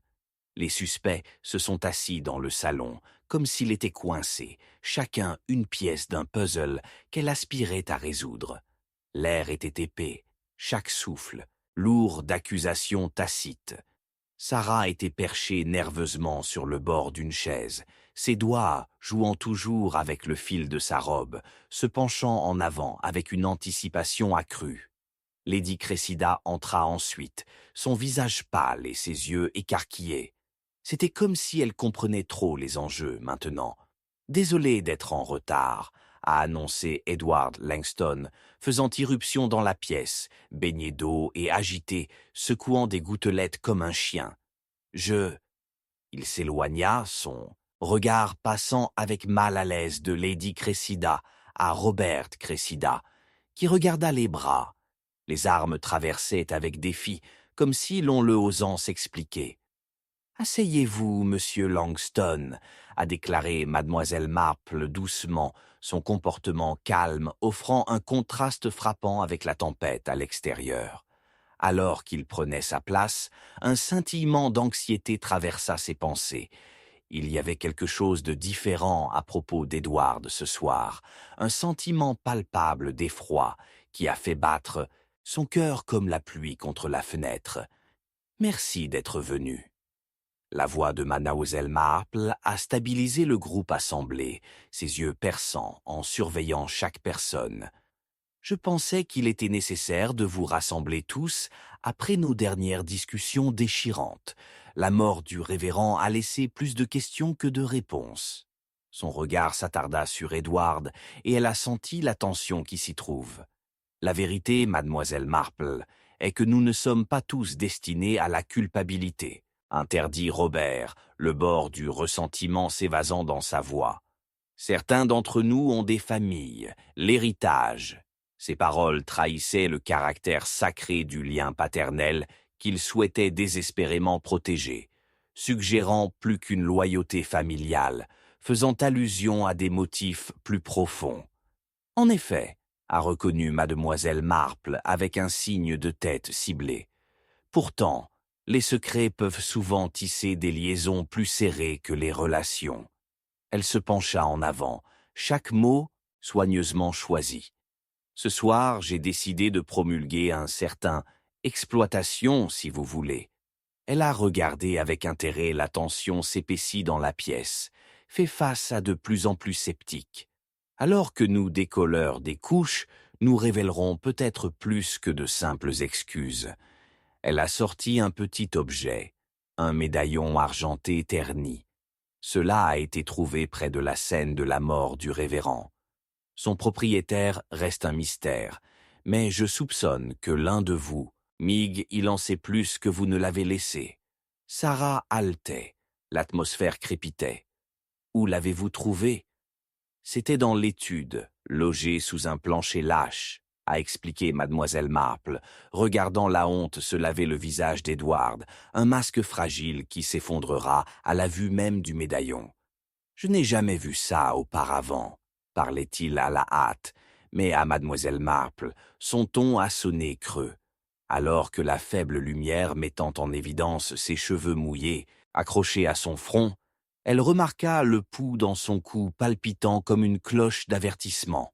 « Ah, mais vous voyez, a-t-elle pressé, le médaillon appartenait à quelqu'un lié au révérend, quelqu'un qui fréquentait le manoir, peut-être même un adversaire. » Elle s'arrêta pour mettre l'accent, les yeux brillants avec sagesse et enquête, alors qu'il s'accrochait à Robert. « Les adversaires marchent invisibles, alors dites-moi, comment était votre relation avec le révérend, maître ?» Cressida ?» Le visage de Robert rougit, les conséquences de ses pensées qui se rendent fortement sur lui. « Ce n'était qu'une transaction de testament, rien de plus, » a-t-il répondu, mais sa voix manquait de certitude. « Simplement ?» Le mot suspendu dans l'air comme un présage, alors que mademoiselle Marple a choisi ce moment pour frapper un air. La question des testaments financiers augmenterait-il le besoin d'animosité? Cela cacherait-il une lutte plus profonde? Alors que les autres échangeaient des regards, la tension s'épaissit jusqu'à ce que Lady Cressida éclate. « Non, pas plus de ça. Vous ne pouvez pas simplement nous accuser tous. Vous souhaitez nous faire douter les uns des autres. Edward ne ferait pas de mal à une mouche. » Sa défense était presque trop féroce, et mademoiselle Marple a senti la colère en masquant une peur plus profonde. Pourtant, on doit se demander qui avait le plus à gagner du silence sur le révérend. Mademoiselle Marple s'est poursuivie en douceur, son regard se déplaçant vers Sarah. « Que dites-vous, mon cher ?» Les yeux de la jeune femme se sont éloignés nerveusement. « S'il vous plaît, je sais à peine ce que vous voulez dire. Je voulais protéger Lady Cressida. » « Protéger-la de qui ?» Mademoiselle Marple a pressé, les yeux se rétrécissant pensivement. « De la vérité ou de vous-même ?» Une autre pause assourdissante a enveloppé la pièce. Les pas de la pluie contre la fenêtre devint plus doux, presque comme si la tempête elle-même s'était arrêtée pour écouter. Chaque personne s'est déplacée de malaise, essayant de masquer son anxiété avec indignation. Mais mademoiselle Marple pourrait orienter les fils de confiance effilochés qui se déchaînent devant elle. « Assez !» Edward intervient, sa voix se fissurant. « Ne devons-nous pas arriver au point ? Dans le jardin où Lady Cressida a prétendu nous entendre, je ne suis pas allé là-bas pour discuter. Le révérend avait suffisamment traire le patrimoine de notre famille en matière financière. Une autre conversation enveloppée n'a pas besoin de conduire à un mandat de mort. Pourtant, on semble crier pour la vengeance, » a repoussé Robert, les yeux s'évasant. « Et vous semblez remarquablement calme pour quelqu'un qui pourrait facilement être accusé de mort convaincante de l'indignation. » Un grondement bas de tonnerre a ponctué la tension, jetant à la fois une ambiance sombre sur la pièce. C'est alors que mademoiselle Marple a senti un fil de la vérité pulsante émerger. « Il est évident pour moi qu'un ouf vous a beaucoup plus à gagner du silence du révérend, peut-être même les moyens d'orchestrer son départ de ce monde. » Elle a regardé Édouard pâlissait plus loin, et soudain, elle se souvient quelque chose de vital. L'étranger nerveux qu'elle avait rencontré, ses paroles faisant écho dans son esprit aussi clairement que la tempête à l'extérieur, beaucoup que les autres ne devraient pas entendre. Avant qu'elle ne puisse articuler sa réalisation, la porte d'entrée s'est ouverte avec une force qui les a tous pris au dépourvu. Des halètements remplissaient la pièce comme une nouvelle figure entra, trempée mais déterminée. Alors que la silhouette entrait dans la chandelle vacillante, mademoiselle Marple a plissé la plie. La reconnaissance de la reconnaissance. « Monsieur Collins !» s'exclama-t-elle, son cœur battant la course. « Qu'avez-vous découvert ?» Mais même si elle l'accueillait, elle pouvait sentir la marée de la tension, les yeux de chaque suspect chavirés de curiosité et de peur. Quelle vérité! Caché, Monsieur Collins se dévoilerait-il? Son arrivée baisserait-elle d'autres indices, malgré la tempête tourbillonnante à l'extérieur? Alors qu'il se tenait là, essoufflé et résolu, l'atmosphère a changé et Miss Marple s'est préparée. La tempête à l'intérieur de la pièce gronda plus fort que celle à l'extérieur. Avec chaque battement de cœur, le piège final se resserra autour d'eux, et la vérité imminente attendait comme un serpent enroulé prêt à frapper. Chapitre 10. Un réseau de tromperies sans spin. Le vent hurlant secoua les anciennes fenêtres de Haverstone Manor, reflétant le tumulte dans le salon. La pluie, lourde et implacable, a tamboulé sur le toit comme un signe avant-coureur persistant de problèmes. Mademoiselle Marple se tenait avec une résolution d'acier, son regard vif flottant dans la pièce faiblement éclairée, chaque suspect masqué dans des ombres et des soupçons. L'air crépitait avec une tension tacite, comme si les murs mêmes tremblaient en prévision d'une révélation. « Eh bien, monsieur Collins, vous semblez s'être aventuré dans l'œil de la tempête, » a commencé mademoiselle Marple, sa voix calme mais perçante. Le nouveau venu, secouant toujours les restes du déluge, a fait un pas hésitant, ses yeux se déplaçant d'un visage accusé à un autre. « Je crois que j'ai découvert quelque chose d'importance. »« Qu'est-ce que c'est » Robert Cressida a cassé, son ton impatient d'impatience. Il se déplaça mal à l'aise sur sa chaise, alors que l'atmosphère lourde semblait presser sur lui. Mademoiselle Marple a noté le tremblement dans sa voix, une indication qu'il était peut-être autant un prisonnier de ses secrets que les autres. Collins prit une profonde inspiration. « J'étais à l'église, parlant à quelques-uns des paroissiens ce soir. Ils ont mentionné voir quelqu'un au manoir la nuit de la mort du révérend, une figure inconnue. » Sa voix vacilla, la gravité de ses mots suivants pesant lourdement sur lui. « Un étranger. Ils ont dit qu'il avait l'air agité et est parti rapidement. »« Tu ne vois pas ?» Edward Langston a éclaté. « Cela ne fait rien dire. Cela aurait pu être n'importe qui. » Son agitation était palpable, alors que ses mains se serraient dans les poings à côté de lui. Essayait-il de considérer les accusations potentielles ou la culpabilité se rapprochait-elle? Cela peut conduire quelque part en vaut la peine, interdit mademoiselle Marple, son ton stable. À quoi ressemblait cet étranger, monsieur Collins? Avez-vous attrapé des marques sous des fonctionnalités distinctes?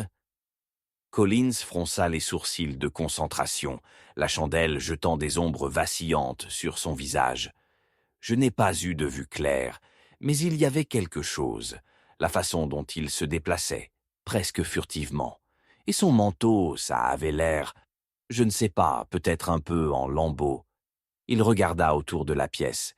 C'était mal, hors de propos pour notre village. Le silence qui a suivi a été chargé de spéculations. Comment pouvons-nous être sûrs que cette personne existe même? Dame Cressida, son ton barbelé, bien qu'un soupçon de peur teinte ses mots. Cela pourrait facilement être un fruit d'imagination, une rumeur sauvage. Mademoiselle Marple se pencha légèrement en arrière, observant la légère transpiration se reculant sur le front de Lady Cressida, ses mains serrant robustement les perles au cou. Ou peut-être que c'est une question de commodité, milady, songea-t-elle. Il est en effet plus simple de rejeter une inconnue que d'embrasser l'incertitude qui vient avec la vérité. L'anneau de ses paroles a percé par la foule rassemblée, et les yeux passionnés de mademoiselle Marple sont tombés sur Sarah, qui semblait constamment rétrécir sur sa chaise. « Que dites-vous, chère Sarah ? Il semble que vous possédiez des détails pertinents que vous n'avez pas encore partagés. » Les doigts de la jeune femme tremblaient alors qu'elle serrait son tissu robe d'une main, l'autre se levant pour toucher sa gorge, où son pouls palpitait visiblement. « Je ne sais pas quoi ajouter de plus. » Elle proteste, la panique coloriant ses joues. « Cet étranger n'avait rien à voir avec moi ou n'importe qui ici. Pourtant, la connexion se profile plus près que vous ne le pensez. » a répliqué mademoiselle Marple, son front arc ne trahissant aucune trace de sa propre anxiété croissante.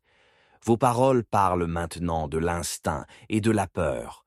Votre lien avec le révérend était plus complexe que la simple camaraderie, n'est-ce pas? Soudain, l'explosion de Lady Cressida a brisé le calme. Assez de cela. Si ce n'était pas pour votre ingérence, Sarah ne se sentirait pas coincée? Edward, parlez. Vous savez très bien que ce n'est qu'une charade inutile. Avec une nouvelle intensité, les yeux d'Edward Langston s'assombrissent en alignement avec la tempête tourbillonnante à l'extérieur. Qu'on vient de la raison. Je... Les mots pris dans sa gorge, et pendant un instant sa bravade vacilla. Je n'avais rien à voir avec la mort du révérend. Tu ne fais pas? Ou attendiez-vous simplement votre temps, Edward? Mademoiselle Marple a sondé, son regard déployant une présence exigeante envers lui. Vous avez beaucoup à gagner en restant silencieux? Silence? Il a craché, le mur qu'il avait construit en fissurant. Je ne suis pas celui qui a cherché la présence du révérend par les morts de la nuit. C'était toi, Robert. Tu as plus de raison de le vouloir à l'écart que moi. Robert se raidit, une poue de rince, rouge, s'élevant sur son visage. Comment osez-vous? Ma famille a des liens avec cet homme. C'est des affaires, rien de plus. Vous parlez de complot sans preuve. Sa voix était haute, désespérée.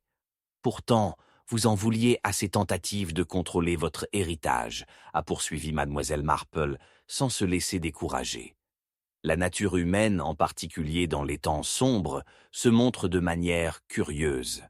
Vous saisissez les pailles, cria Robert, la façade du calme glissant complètement. Soudain, il a généré un air de défensive teinté de désespoir, et même Sarah haleta à son changement de comportement. Non, Robert, peut-être que tu devrais nous dire à quel point ton héritage a signifié pour toi, a suggéré Edward froidement. Les yeux scintillaient avec une netteté qui faisait allusion à leurs conversations antérieures. Est-ce pour cela que vous étiez si déterminé à faire en sorte que le révérend vous entende? Ou espériez-vous le faire taire pour toujours? Avec ces mots, une vague de réalisation a été lavée sur mademoiselle Marple. « Mes chers amis, a-t-elle dit, tissant à travers le silence épais qui a suivi, il semble que notre petit rassemblement s'est entrelacé dans une toile beaucoup plus sinistre que n'importe lequel d'entre nous envisageait. Je soupçonne que dans notre dialogue, harrying se trouve une vérité très dangereuse. » La pièce était raide, l'atmosphère électrique, avant qu'un cri soudain ne retentît du coin, un plancher se déplaçant alors que Lady Cressida se déplaçait brusquement à la porte. « Nous ne pouvons pas nous attarder ici, a-t-elle insisté. Nous devons se disperser. Doit-on, cependant? La voix de mademoiselle Marple traînait derrière elle, empêchée de charme de connaissance. Ou voudrions-nous approfondir, jeune tout, ce réseau de tromperies? Pour une fois que vous décollerez les couches, il y a souvent un brin qui nous mène directement au cœur. À ce moment, Edward a émis un cri doux, ses épaules s'affaissant comme si le poids de la révélation était enfin trop. « Tu ne comprends pas, » murmura-t-il, l'image ombragée par la lutte interne. Tout comme Miss Marple ouvrit la bouche pour le défier davantage, un bruit sourd résonna, noyant le rythme cardiaque de la tension s'élevant à travers la pièce. C'était un livre tombant de l'étagère, sa couverture qui grince ouverte, révélant une enveloppe cachée nichée dans les pages. Avec un coup d'œil partagé d'effroi mutuel, ils se sont tous approchés. « Qu'est-ce que... » Lady Cressida a commencé, mais sa question s'est évaporée dans les airs, alors que mademoiselle Marple, battant le cœur, a arraché les limites, la déchirant. À l'intérieur gisait un seul bouchon de papier, enduit quelque peu maculé. L'encre à peine lisible, mais un mot se démarquait avec une clarté obsédante. « Vengeance. » Votre petite mascarade vient peut-être de devenir très réelle, mes amis, a été solennellement intonée Miss Marple, sentant les murs se rapprochant, alors que le rugissement de la tempête se crissait à l'extérieur comme une bande originale de la révélation. Sommes-nous prêts à rendre compte des actes qui ont fait naissance à cette mort?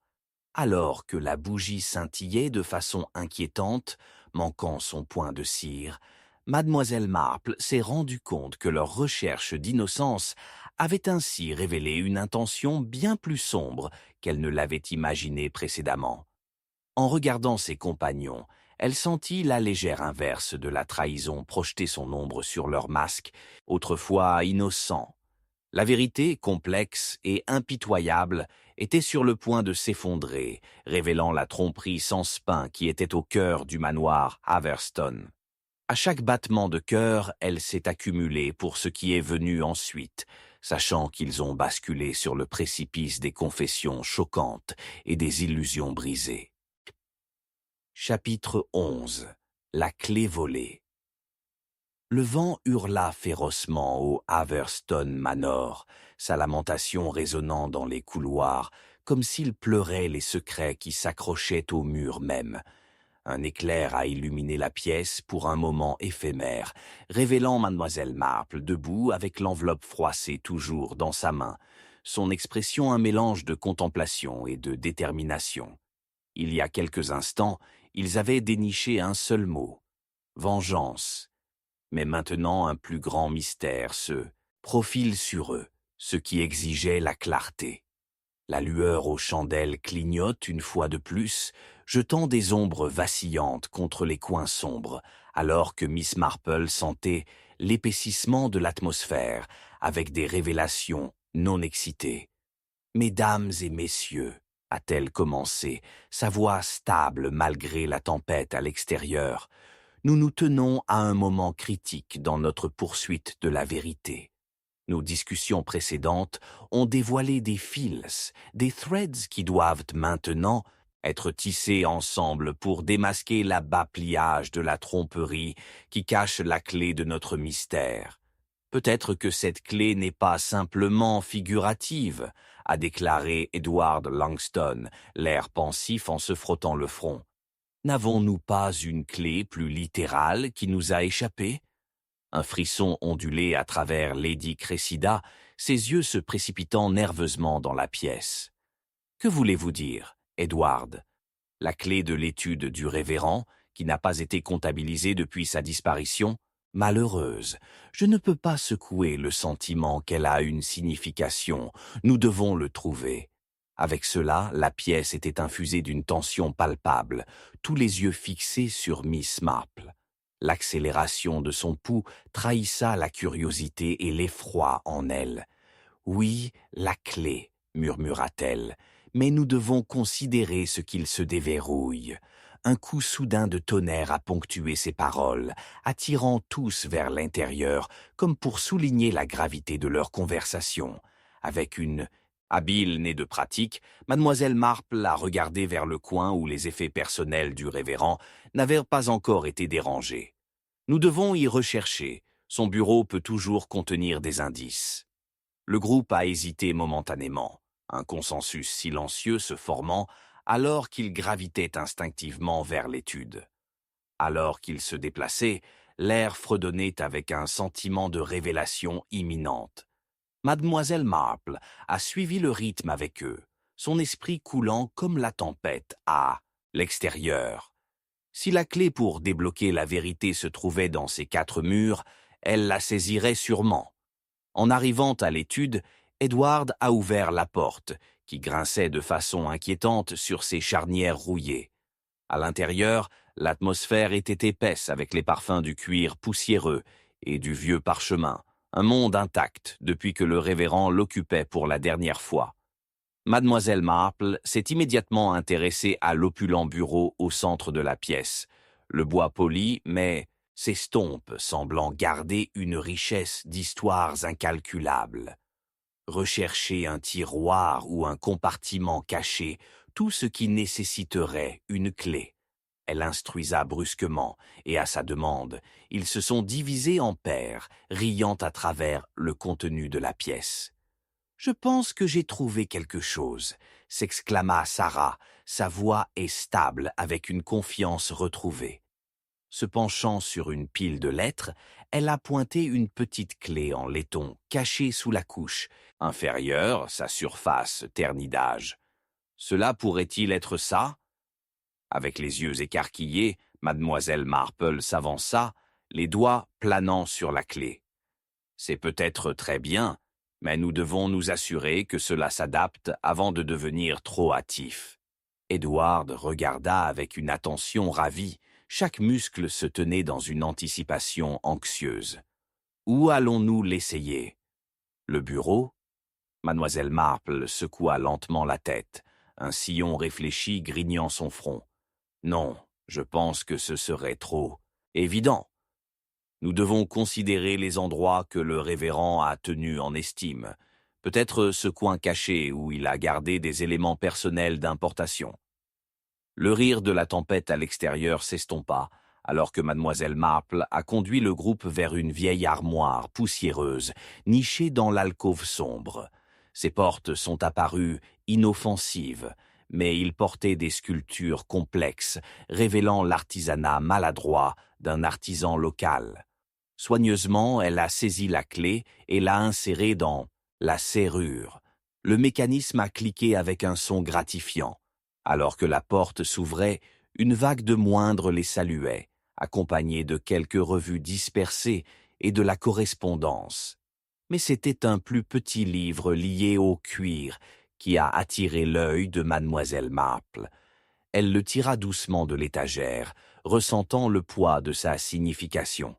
À ce moment, un son de l'entrée principale a attrapé leurs oreilles, une voix étouffée. « Entendez-vous cela ?»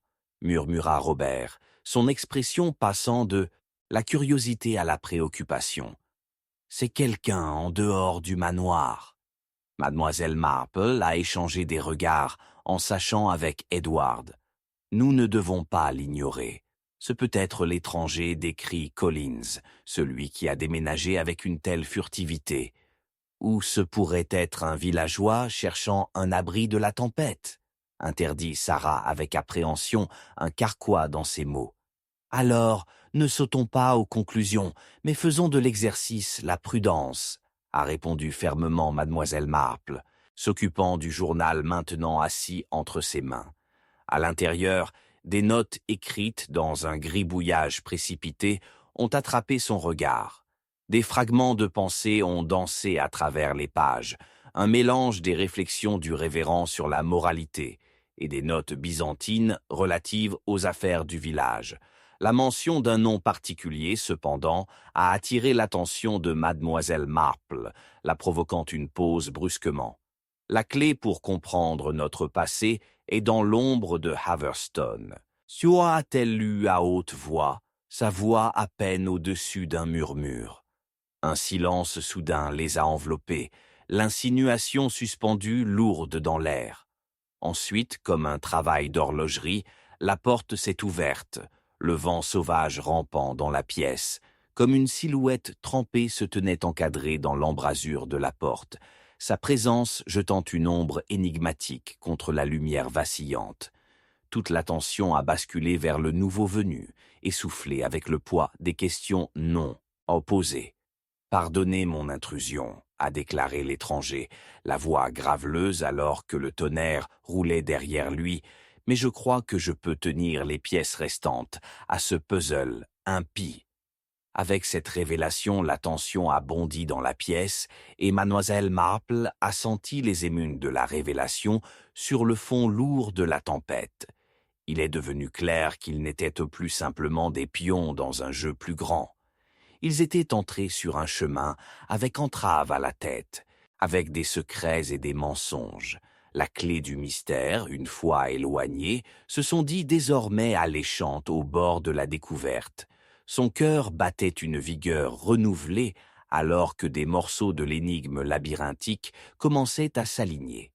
La tempête à l'extérieur justifiait leur poursuite urgente de la vérité et mademoiselle Marple a inauguré ses compagnons, déterminés à éclairer les coins sombres du manoir de Haverstone avant que les secrets ne les avalaient entiers.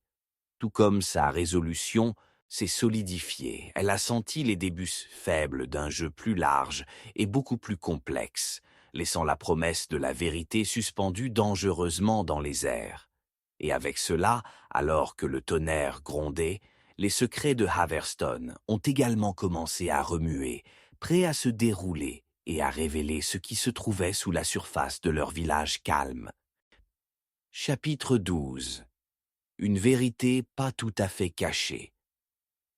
La tempête a fait rage à l'extérieur de Haverstone Manor, une symphonie inquiétante de tonnerre et de pluie qui a tamboulé avec insistance contre les fenêtres. À l'intérieur, cependant, une tempête différente tourbillonnait parmi les invités rassemblés dans l'étude du révérend, leurs expressions reflétant un mélange d'incertitude et de fatigue. Mademoiselle Marple se tenait au seuil. Ses yeux passionnés se fixaient inébranlables sur l'étranger, inattendu qui s'était intrusion sur leur rassemblement. Un homme trempé par les éléments, ses cheveux platèrent sur son front, mais encadré d'un visage qui faisait allusion à la fois à la gravité et au désespoir. « Qui pourriez-vous être, et que savez-vous de nos malheureuses circonstances ?» Miss Marple s'est demandé, sa voix calme mais faisant autorité, coupant la clameur du vent et de la pluie. « Je suis venu à Haverstone pour livrer une vérité longtemps cachée, » a répondu l'étranger, sa voix épaisse d'émotion. Il est entré plus loin dans la pièce, de l'eau en train de se mettre à ses pieds, et a dévoilé un morceau de parchemin froissé à l'intérieur de son manteau humide. La lueur des bougies vacillantes a révélé les lignes de l'encre fanée, alors qu'il se battait contre les vents hurlants de la tempête. Cette lettre, elle appartient au révérend. Il contient des secrets qui relient notre passé aux tragédies actuelles. Mademoiselle Marple s'est avancée, ses instincts piquants avec un mélange de curiosité et de prudence. « Pourrions-nous également demander votre nom, monsieur ?» En effet, je m'appelle Thomas Blythe, un étudiant des enseignements du révérend. Je ne suis retourné au village que récemment, en cherchant la fermeture, ou peut-être des réponses. Il a fait un geste vers la lettre. Tout a commencé avec une promesse faite dans ce manoir même. Quelle sorte de promesse? Le ton de Lady Cressida était sceptique, trahissant son malaise, mais elle se pencha légèrement vers Thomas, son attention à ridiculiser la lettre. « Un vœu de pardon », a-t-il répondu solennellement. « Le pardon lié à un passé grave, un passé qui hante notre village. Le révérend m'avait confié au cours de ces dernières années, partageant des chuchotements de tort et de dettes non incurables. Vengeance, ce mot est celui que j'ai entendu écho, s'attarder dans les airs alors que je retournais au village, aussi tangible que la pluie tombant maintenant. » Alors que Thomas parlait, Mademoiselle Marple a senti la tension dans la pièce se déplacer. Quelque chose de vital était sur le point d'émerger, pas simplement un récit, mais un dévoilement de motifs obscurcis par le grain et le chagrin. Elle a fait signe pour qu'il continue. Dans cette lettre, le révérend a écrit un événement indicible entourant une tragédie locale. Pour moi, si je parle trop audacieusement. Mais c'était concernant la mort de sa femme, Elisa, il y a de nombreuses années. Il croyait que le village calme avait tourné le dos, permettant aux ombres de se nourrir tandis que le coupable éloignait libre. « Coupable ?» Edward Langston intervint, son front sortant. « Si c'est le cas, alors comment notre récent meurtre est-il lié à ces horreurs depuis longtemps ?»« Un indice charnière réside dans ces mots, » a déclaré Thomas, déployant le document et le présentant à Mademoiselle Marple. Ici, le révérend a mentionné une réunion secrète, destinée à exposer une union dangereuse, cachée parmi les villageois. Il a nommé des noms, mais l'encre attachée ici au moment crucial. Mademoiselle Marple se pencha plus près, regardant le script tandis que les autres se pressaient autour d'elle. « Qu'est-ce qui devait être exposé ?» murmura-t-elle, les engrenages de la déduction tournant rapidement dans son esprit. Une querelle familiale a été entrelacée avec un malheur. Deux familles ont profondément souffert d'une alliance ratée, une bétaille qui a conduit à la vie perdue, en particulier celle d'Elisa, a expliqué Thomas, tapant doigt sur ce qui semblait être un nom presque illisible griffonné au hasard sous la tache. Je soupçonnais qu'il y avait plus qu'une simple douleur dans cette lettre, un motif poursuivi dans le temps. Le révérend aurait-il pu connaître la vérité sur qui était responsable de la disparition de sa femme? Mademoiselle Marple se redressa, son cœur battant avec un mélange de réalisation et d'urgence. Si les événements du passé saignent dans notre présent, alors ce qui a été révélé ne peut pas être rejeté. Qui d'autre aurait pu avoir un coup de main dans la disparition du révérend? Je crois, a hésité à un étranger, jetant un coup d'œil vers Lady Cressida avant de continuer, que tout cela pourrait conduire à des liens entre nous dans cette pièce même. Sa voix trembla de tension palpable. « Thomas, oserais-tu impliquer une telle chose ?» La voix de Lady Cressida vacilla, ses yeux se précipitant nerveusement. La vengeance a laissé les fils non coupés, des conceptions tissées serrées, a-t-il pressé. Les notes du révérend mentionnent 2 villageois clés qui avaient plus qu'un intérêt passant pour ces affaires. Je crains que ce qui était caché ne soit pas simplement le destin ou la mauvaise chance, mais des erreurs systématiques. La tempête à l'extérieur peut simplement masquer le tumulte se brasser à l'intérieur. Alors qui ? Robert a pris la parole, sa voix plus stable qu'auparavant, jetant un coup d'œil à chaque membre présent avec une nouvelle suspicion. Qui pourrait nourrir la fureur nécessaire pour un acte aussi terrible que le meurtre ? Mademoiselle Marple recula, son esprit course. Les noms indiqués dans la lettre pouvaient tisser une tapisserie qu'elle n'avait pas encore dépliée. Elle a interrogé le groupe autour d'elle. Leur peur se mêlait à la culpabilité, chacune perdue dans les pensées de désespoir. Chacun de vous, a-t-elle commencé lentement, a été entraîné dans une danse complexe du destin. Les secrets s'attardent dans l'ombre, dissimulant l'intention masquée, dans le chagrin, le ressentiment et peut-être même l'amour. Amour ? Thomas raisonna, sa surprise évidente. Oui, pressa mademoiselle Marple, parce que ce sont souvent des motifs cachés qui portent les bords les plus pointus. Edward, vous vouliez protéger l'héritage du révérend, ne vous souciez pas une fois de sa famille. Où se trouvent vos loyautés lorsque la tempête des griefs passés éveillait-il ? Edward serra sa mâchoire, ses yeux vacillants de réalisation et d'effroi. Je voulais seulement protéger la vérité. Nous portons tous des fardeaux des années passées. À ce moment, une fissure de tonnerre louait dans les airs, le timbre de son son coïncidant avec une pensée effrayante qui enroula autour de Miss Marple. Bien que sa vie ait pu se terminer par une tragédie, le révérend n'était pas impuissant. Et s'il avait découvert quelque chose dans la nuit de la mort d'Élisa, quelque chose qui pourrait confirmer l'héritage porté à la pointe de la trahison? La pièce est tombée mortelle, la lourdeur de la révélation pulsant dans l'air. Le cœur de mademoiselle Marple s'est accéléré. Était-il possible que la percée devait reconstituer l'énigme dans le démêlage des cœurs? Elle jeta un coup d'œil à la porte, son instinct insistant sur le fait qu'ils ne doivent pas rester stagnants maintenant. Nous devons bouger rapidement. Les ombres de Haverstone ne peuvent pas rester voilées, a-t-elle conclu, son ton résolu. Dans notre quête de vengeance, nous risquons d'abandonner l'innocence en cours de route. Nous devons affronter les fantômes même qui persistent parmi nous et illuminent la vérité, aussi sombre de son visage. Alors que Thunder retentit à nouveau, faisant écho à l'urgence de leur sort, mademoiselle Marple a atteint la lettre. La tempête à l'extérieur a été témoin non seulement de la fureur de la nature, mais de la férocité des secrets qui attendaient. Le cachet audacieux du destin les pressions, alors que Miss Marple se prépara pour la confrontation finale, son cœur accumulé, réalisant qu'il se tenait sur le précipice de démasquer une vérité pas tout à fait cachée. Mais alors que la pluie s'intensifiait à l'extérieur, le sentiment de préoccupation dans le manoir a également fait de même avec l'anticipation de ce que les révélations attendaient et qui parmi eux se tiendrait finalement debout lorsque le dernier voile a été retiré.